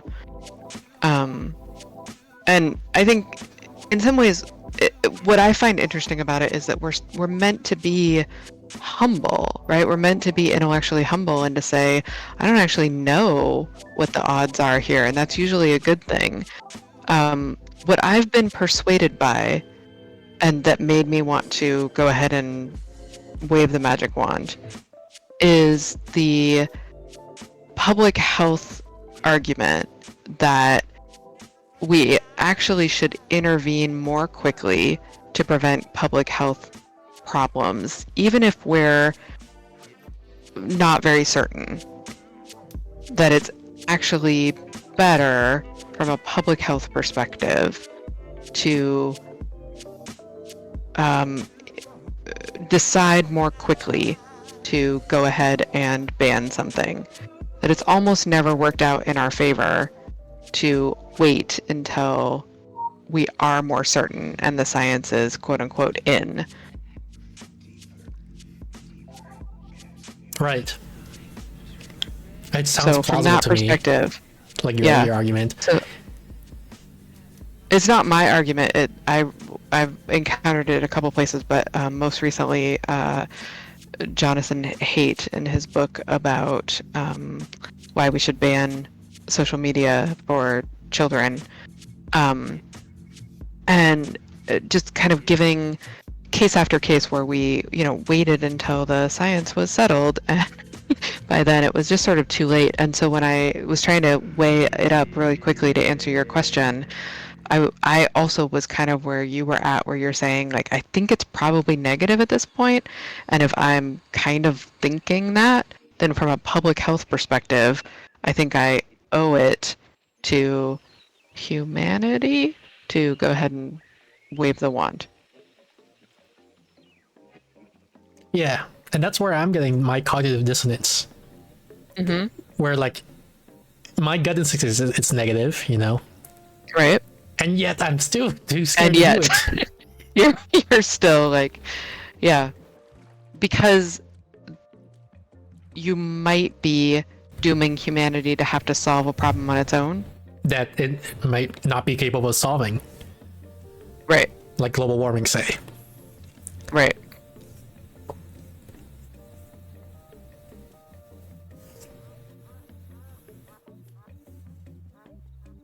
Interesting. So you're just over there not waving the wand. Dooming Yeah, like us. I'm deluding myself in a sense, right? I'm saying I don't want to make a choice, even though Yeah. not making a choice is a choice, right? Like, Right. I or do inaction think is a choice. there is.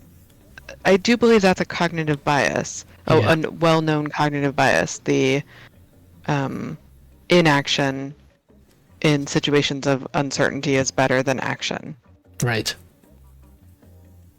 Yeah. So that makes sense to me that you'd be experiencing that incredibly neurotypical cognitive bias.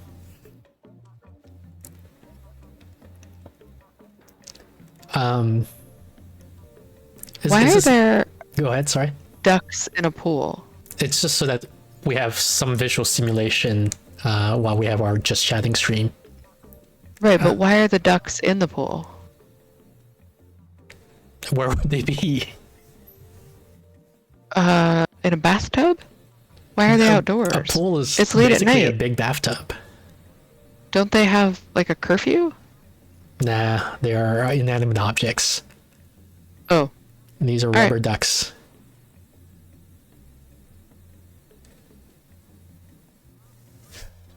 I forget this. Is it Daniel? Is it Kahneman? Died recently? Kahneman. Yeah, he died, I think, today. Maybe yesterday. Yeah. He was the author of Thinking Fast and Slow. Yep. And Noise. I don't know Nobel that Prize one. winner. Yeah. I'm trying. I'm trying to remember how much of he was involved in the replication crisis. He in Thinking Fast and Slow, he references a lot of studies that did not replicate or were oversold, as all psychologists do when they write books, because psychology is stupid and a fake science. Should be kicked out of STEM, moved into Yep. STEAM. 100%.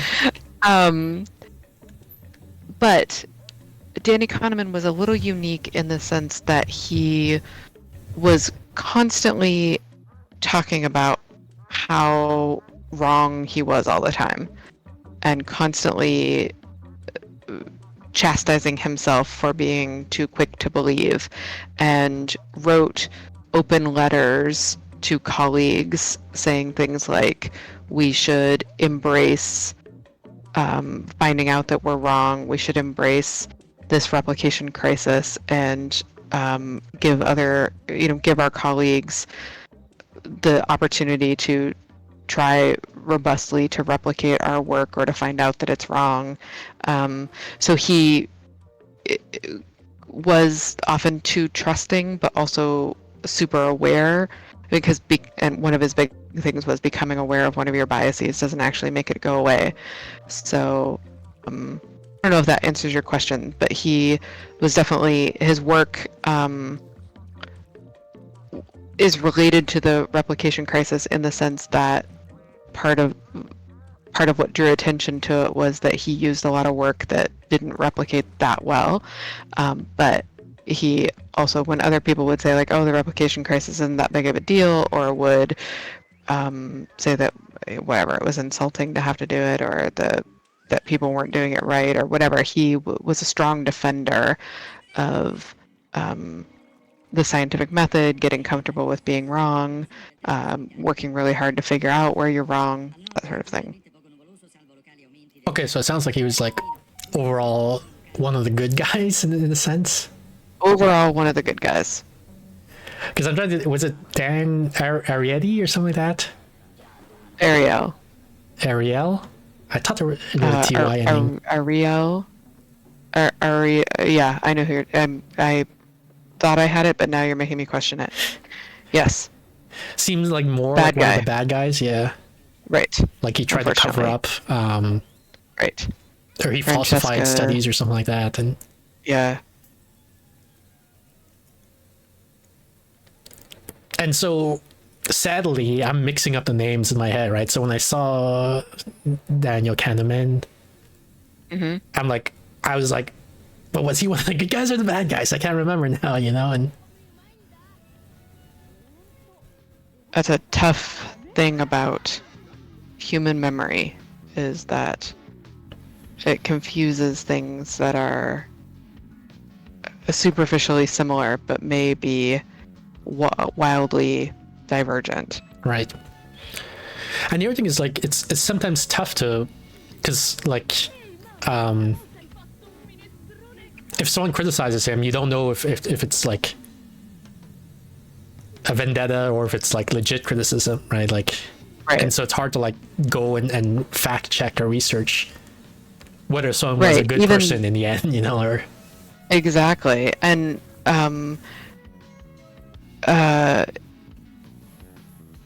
Jung would talk about how we're all a mix of both. We are all villain and victim, and that's part of the problem.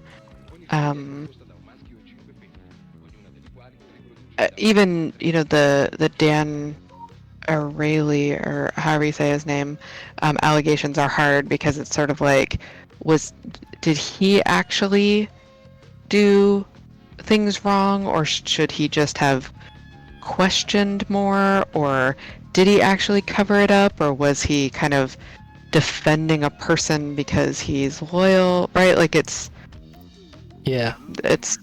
morally murky. Well, there's also, you know, like years later you hear things about Gandhi or Mother Teresa or something, you know, people are stereotypically like really good people, and then you say, well, actually they weren't that great, or Actually, yeah, exactly. Mother Teresa loved the idea of suffering and thought that the more people suffered, the more noble and more they'd be rewarded in heaven. So she often kind of directly caused people to suffer more than you or I might have. Does that make her a bad person, or is she still saintly because she did more to help people than you or I could ever do, even if we started right now? I feel pretty good about The way that our myself lives did. because I donate to the Against Malaria Foundation. That's one of my like. I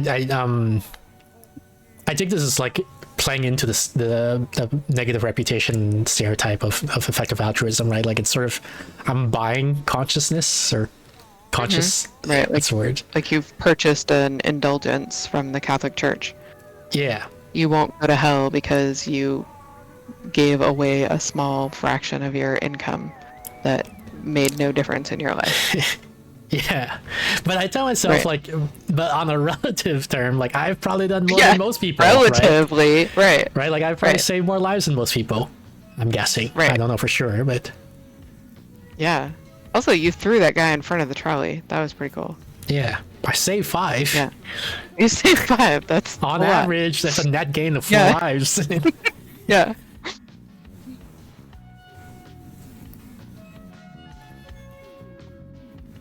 Exactly. What is good? What is enough? What, I don't know.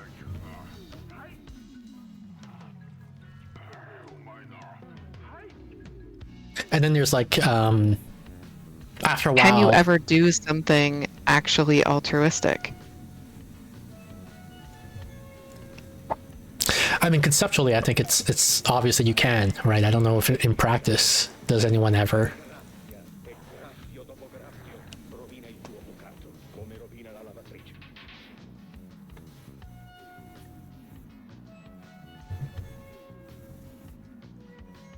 Oh. Oh, maybe my internet went down. I said I think conceptually it's obvious that you can act altruistically. I don't know in practice whether anyone actually ever does. Right, but people who we consider from the outside, from a non-phenomenological viewpoint, are From a they actually scientific acting viewpoint, altruistically? is what you're saying. Yeah. Are they actually, right? Like if Mother Teresa just enjoyed the feeling of helping people and it was her, drug of choice, is that altruism if she never had to sacrifice anything? If she actually was getting more out of it than she was giving? Yeah. And it's because of questions like this I find the whole framework of thinking about it self-defeating, and why I retreat back to utilitarianism, right? I'm like, as long as she did more good than harm, More good than bad, yeah. she's probably a good thing, regardless of her motives. Right, that's why effective altruism has such a good reputation. Gosh darn it. The only... Do you know why it has a bad reputation these days in my social circle? Peter Thiel?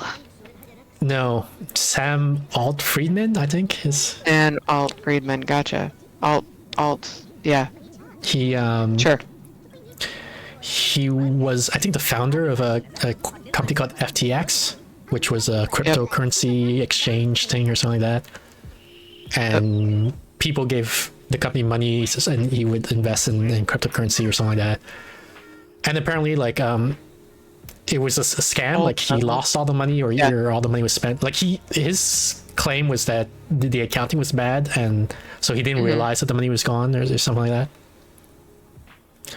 that.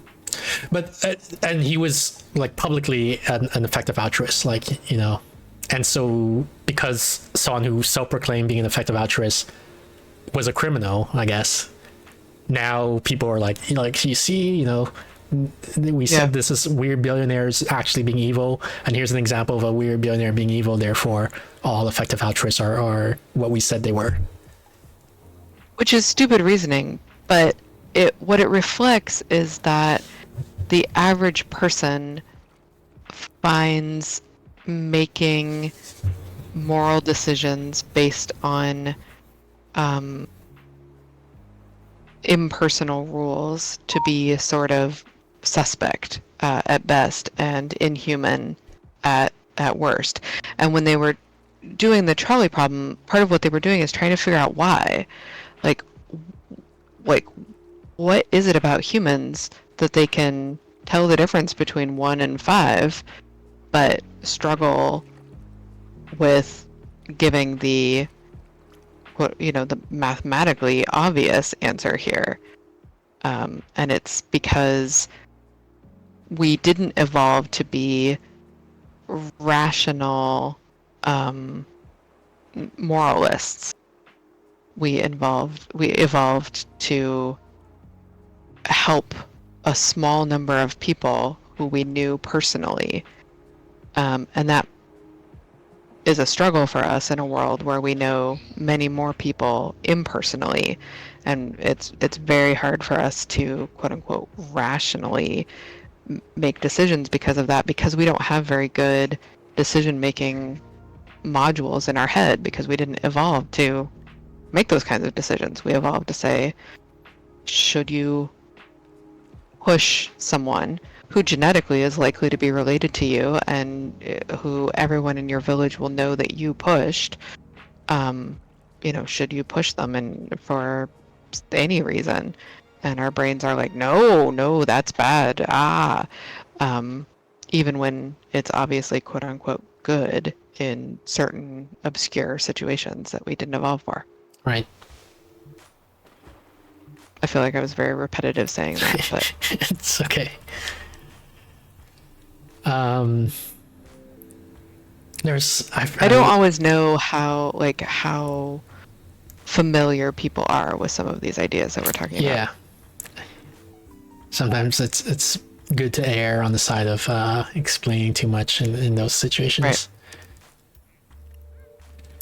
I was thinking also, Funky Trunk asked, lately he's been asking a lot about math and its real life applications. Oh, right. Yeah, he was asking us about like the real applications of trigonometry or something Yeah, recently. that was the most recent one. But he asked, like, in the previous streams about the different. It wasn't specifically trigonometry, something else. I don't remember what. But Algebra or something?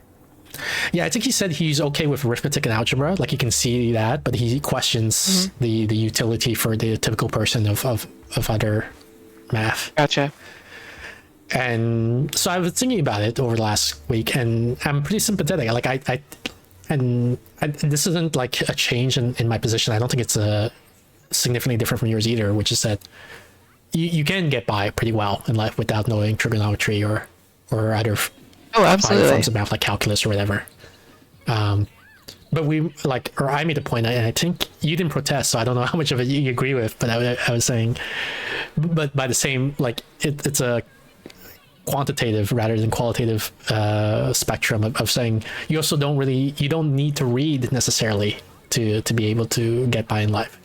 Like, reading, if you don't know how to read, it's harder than not knowing trigonometry. Like, there's more applications of reading than trigonometry in everyday life, but you can do okay, in life without knowing how to read. Correct? And perhaps more in line with trigonometry, there's lots of stuff that you learn in school that I don't know. Like, I'm really bad at geography and history. I saw like a TikTok, where they do these interview stupid people, stupid Americans, particularly on the street type of thing. Yeah. And they're like, Yeah. name a country in Africa that starts with the letter K. And I'm like, Oh, God. you could just say name a country in Africa, and I would be stumped. Yeah. And you would have trouble. Yeah. Yeah. So, and I'm sure, like, for Americans, it might be like name the 50 states, and in Canada it might be name the 10 provinces and territory. And I'm not sure I could do that. I'm not sure I could name all the provinces, right? But At like, least you knew there were 10 this time. well, it's like, the answer might have changed since when I was in school, right? Like, wasn't there a new territory It might have. recently or something like that? Yeah. Like, we Yeah. used to have 2 territories, now we have 3 or something like that. That's correct. Anyway, like, I bet at some point I knew, like, in the sense that I had to memorize it to regurgitate it on a test. But I just never used that information in life, so I didn't retain it. And like, it's basic in the sense that you learn it in like elementary school or middle school or whatever, right? But I don't know it, and I'm not super ashamed of not knowing it. Like, I agree it would be better if I knew it than if I didn't know it, but I don't stress up about it enough to say, I'm going to go study so that I know it. Well, okay, so I think there's a difference that's important between factual information, like you're talking about, and math type information. So I want to start there. Okay. Which is, I think, so I was talking about how math is a representational system, sort of like language. Yes. I think that we learn trigonometry, etc., not to actually know facts about trigonometry. I think we learn them because you get more fluent with math the more practice you have at it. And so it's sort of like mastering advanced tenses in Spanish or something like that. Like, you don't actually, like, almost no one actually uses trigonometry in their real life, but you are getting practice with using the representational system of math to solve other types of problems and in other ways. And in that way, I think it's a little different than facts, which the reason for getting facts is so that you can make connections or solve problems with in your real life with that knowledge. If you know, for example, countries in Africa, you can then devote less bandwidth to if someone says like where would be a good market for whatever product you're selling, or what would be a good, I don't know, country to focus on as we continue to fight malaria or something like that. If you don't have to spend that bandwidth looking up all the facts, if somebody's talking about Kenya, for example, you have that information already. And so factual information is sort of different. You and I have had a argument about this related to Sherlock Holmes. Yeah, I do don't you remember the argument, but I can guess which quote you're talking from Sherlock you're talking about. The one about planets it's the one and the about sun going about the Earth or something like the that. sun, exactly, right. So canonically, Sherlock Holmes supposedly, he needed to know to solve one of the problems that the sun That the Earth goes around the doesn't sun revolve, rather than the as other way opposed around. to the other way around. And Watson kind of makes fun of him, I guess you would say, for not knowing that piece of information. And supposedly he says, why would I ever need to know that? I have lots of other stuff I have to remember, and kind of forgets it. And you used that in one of our discussions as a example of good brain use. And I argued that it was terrible brain use because facts free up computing power. They free up your bandwidth if you already have command of them to better think creatively, draw analogies, understand the context of what people are talking about, comprehend what you're reading, have background knowledge on a subject that allows you to go deeper, etc. So I think that facts like provinces of Canada is different. Also information you can get by without, but knowing it provides you with a different type of cognitive capital than having done trigonometry, which is very rarely about the actual trig facts and more, I think, just about fluency with this representational system, sort of like practicing Spanish. That's a lot that I just said. Sorry. I don't get any of the nonverbals, right? That you're like following me or agreeing with me or disagreeing. Yeah.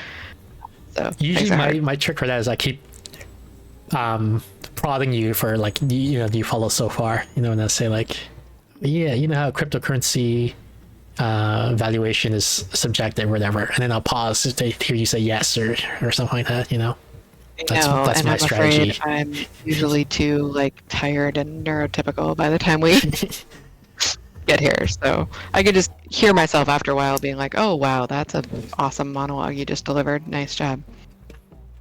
Okay, so I think we're almost out of time, but I do have like maybe 10 more minutes of something I want to do. Okay. Let me switch out of this game. You want to save the game? Sure, why not? So that we can always Thank resume. you for agreeing with me in total. So Steph and I, we've talked about AI a lot in this stream, but also like in general, I guess recently. We didn't do it on stream, but there's the video creating Sora, the AI that creates videos. Right. That you guys should check out if you haven't seen it yet. They are freaky. Yeah, they're really good. Like good and also just freaky. Yeah. Check them out. But so recently I discovered an AI that writes music for you, and it's Oh good. yeah. Is it? It's pretty cool. Here's I think you'll be able to hear this. Oops, hang on. The volume is low. Let me pause it, restart it, and then try to increase the volume.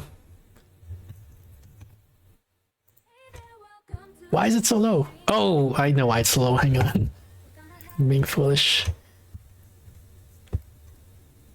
Might be loud now. Sorry about that if it turns out being super loud. Hey there, welcome welcome to the stream tonight. We're gonna have a blast, it's gonna be so bright. Nepoopkins is the name, he's the star of the show. Gonna play some games and let the good times flow. We've got puzzles, riddles, and challenges galore. Nebo's gonna solve them all, he's ready for more. But it's not just about the games, it's the chat too. Talking about those deep topics, yeah, that's what we do. We're streaming with Pookins, come on and join the fun. Get ready for a ride that's second to none. Playing games and chatting, that's the way we roll. Streaming with Nepo Pookins, it's a party for the soul. Oh, yeah.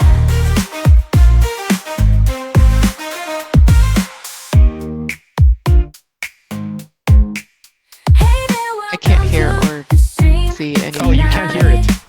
We're gonna have Oh a my blast, goodness. it's gonna be so Alright. Like, what's on the screen is just Placid Plastic Duck Simulator. Yeah, hang on a second. I forgot that you can't hear when I play music from this other computer. Even though we just had that discussion earlier on in the Right. stream. Okay, let me try again. Hey there, welcome to the Oh. stream tonight. We're gonna have a blast, it's gonna be so bright. Nepoopkins is the name, he's the star of the show. Gonna play some games and let the good times flow. We've got puzzles, riddles, and challenges galore. Nebo's gonna solve them all, he's ready for more. But it's not just about the games, it's the chat too. Talking about those deep topics, yeah, that's what we do. We're streaming with Pookins, come on and join the fun. Get ready for a ride that's second to none. Playing games and chatting, that's the way we roll. Streaming with Nepo Pookins, it's a party for the soul. Oh, yeah.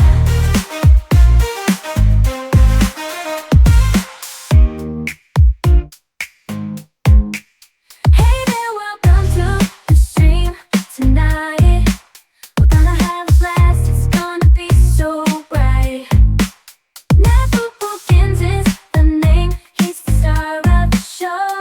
Gonna play some games and let the good times flow.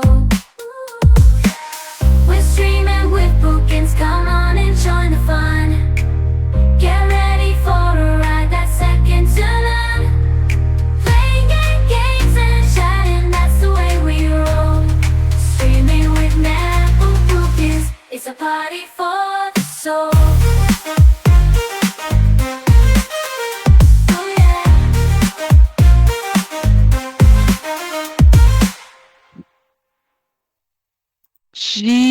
Jesus Christ. Okay. Are you kidding me? I mean, A, obviously you're not the star of the show, but B, what? It just does that? Yeah, you type in like a just sentence, instantly. and then like 60 seconds later, it gives you two songs, and you pick the one you like better. That is insane. I am definitely waving the wand that we are gonna die. But yeah, it's really good. I mean, the ending was a little like meh, but Wow. you can see That's the horrifying. potential there. Also, that should be our theme song, but also, Yeah. oh my god. Chalker, by the way, redeems Save a Wow. Child's life in real life. Every time someone does that, we donate $5 to the Against Malaria Foundation. So thank you, Chalker. You just save a child's life in real life. Also, get out now while you can. Wow. Wow. I asked it to compose a song about capgrass delusion. Sure. In a world, it's all the same. I see your face, I know your name. But as I look into your eyes, I can't help but feel surprised.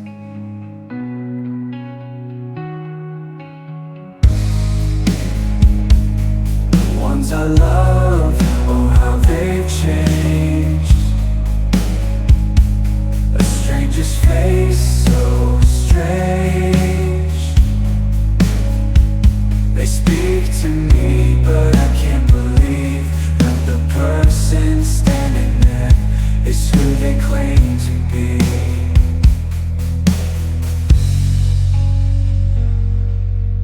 Mirror, mirror on the wall, tell me am I going insane? I see the truth, but it's not the same. Is it the wrong that stays, or is it just my mind at play?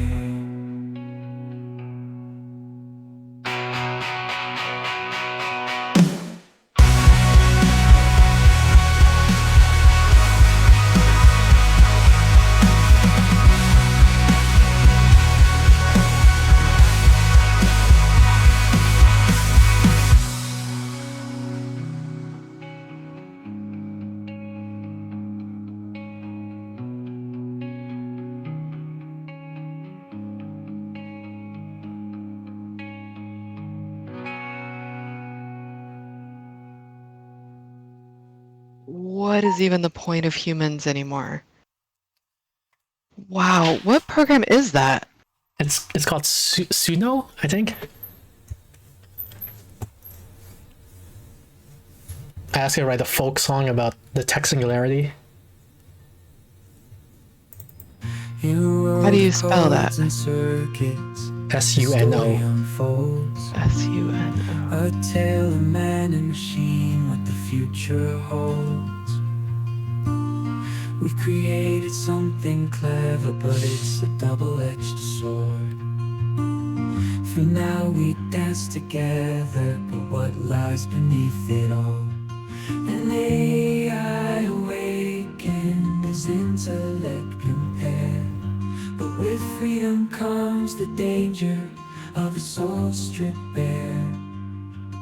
It learns from human nature, our flaws and desires.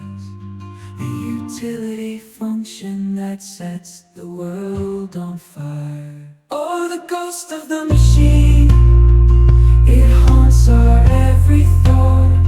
Will it be our savior, or the one that takes us down? In a race against our time, we search for common ground.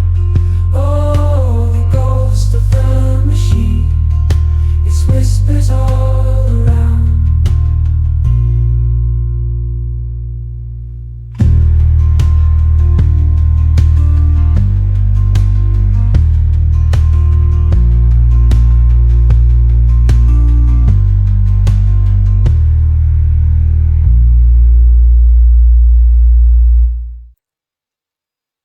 That's all the songs I got to wrote, but there's also some example ones that they give, which are pretty good.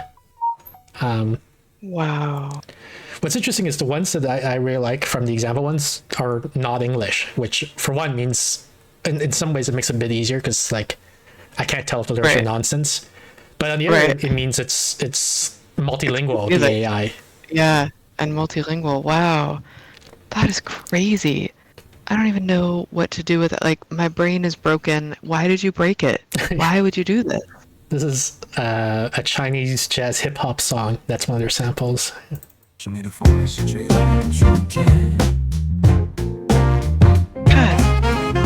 bless. 春天在哪里呀？春天在哪里？春天在那青翠的山林里。这里有红花呀，这里有绿草，还有那会唱歌的小黄鹂。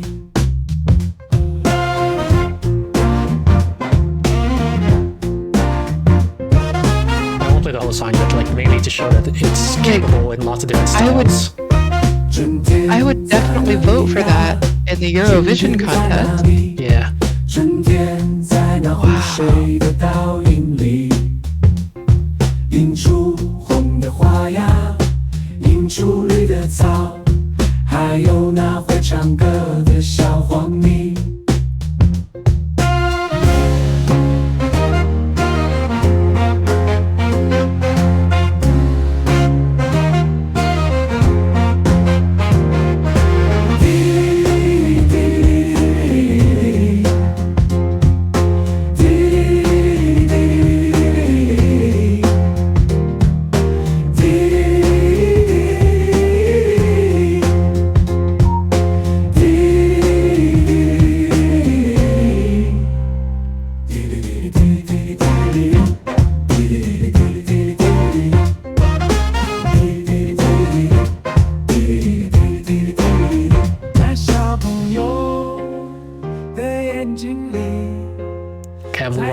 another one. This is Russian, I think.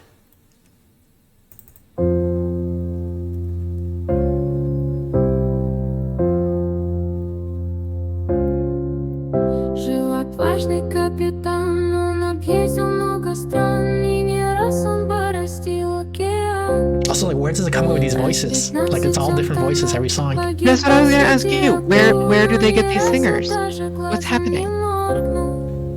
И в беде, и в бою напевал он эту песенку свою. How will we know? Капитан, улыбнитесь, ведь улыбка Do we need to это know флаг anymore? Is корабля. music dead? Капитан, I think it's not super good. It's just really good. You know what I mean? Like, they're not my favorite artists, but the fact that they can compete is already amazing to me. You know? Yeah. Like, I wouldn't think it was weird if that was playing at a Starbucks I went into. Yeah. Like, you can't, especially if it's like a language that I don't speak. I can't tell that it's AI. Yeah. That is so freaky. Капитан, капитан, улыбнитесь, ведь улыбка это флаг корабля. Капитан, капитан, подтянитесь, только смелым покоряются моря.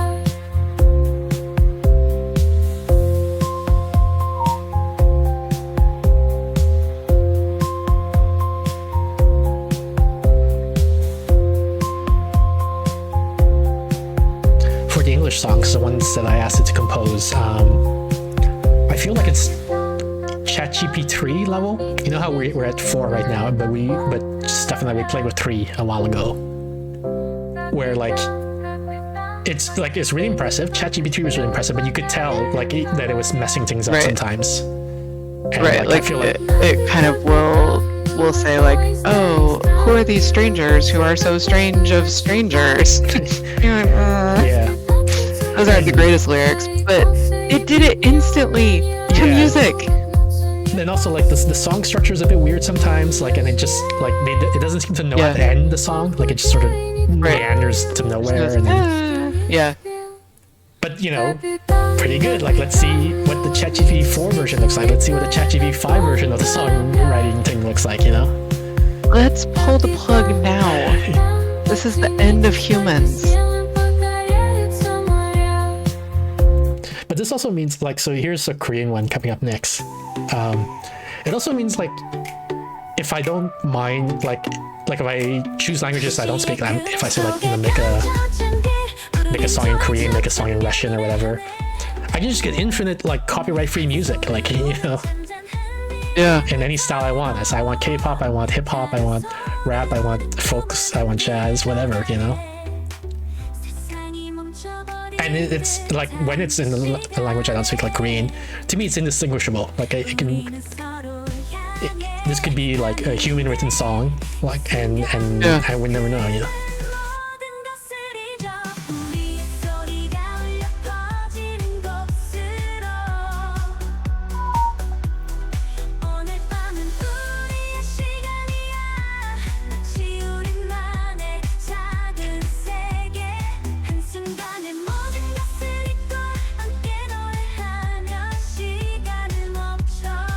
So offline, I was telling Steph the other day that AI is advancing like too quickly, like, you know, like quicker than people think.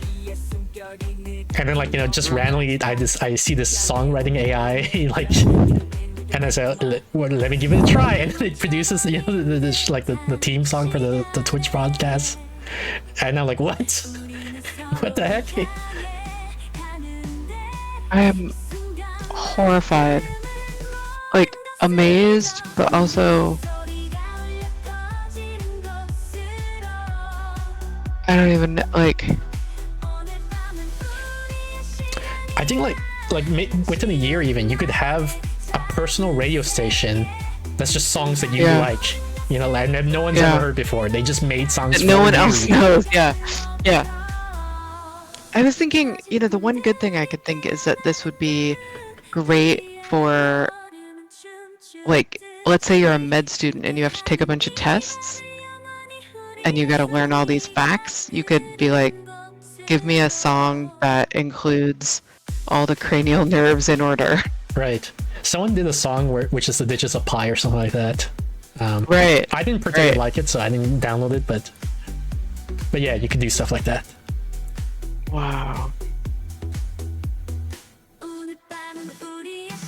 Okay, I gotta go to bed, but Jesus. All right.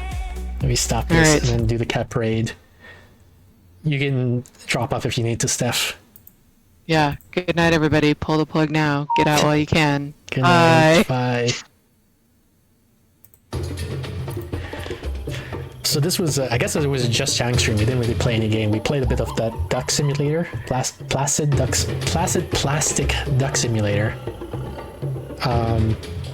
So yeah, I hope you guys had fun. My regular schedule is top left corner of the screen every Thursday, 7:30 p.m. Pacific. It's 2 hours ago in your time zone. We have the Steph's Thursday stream where Steph and I would play random video games like puzzle games, 100 games, that sort of stuff. Although today we did a just chatting stream. Maybe every Saturday there's supposed to be a stream where I play a random game or review queue, but I haven't been doing them, but I'm going to try to start doing them again. So we'll see this Saturday. We got the Discord. Join the Discord for updates to the schedule, any announcements for off-schedule streams. And yeah, I think that's it. Thanks again, everyone, for tuning in. I'll let you guys enjoy the rest of the cat parade while Chris went to raid.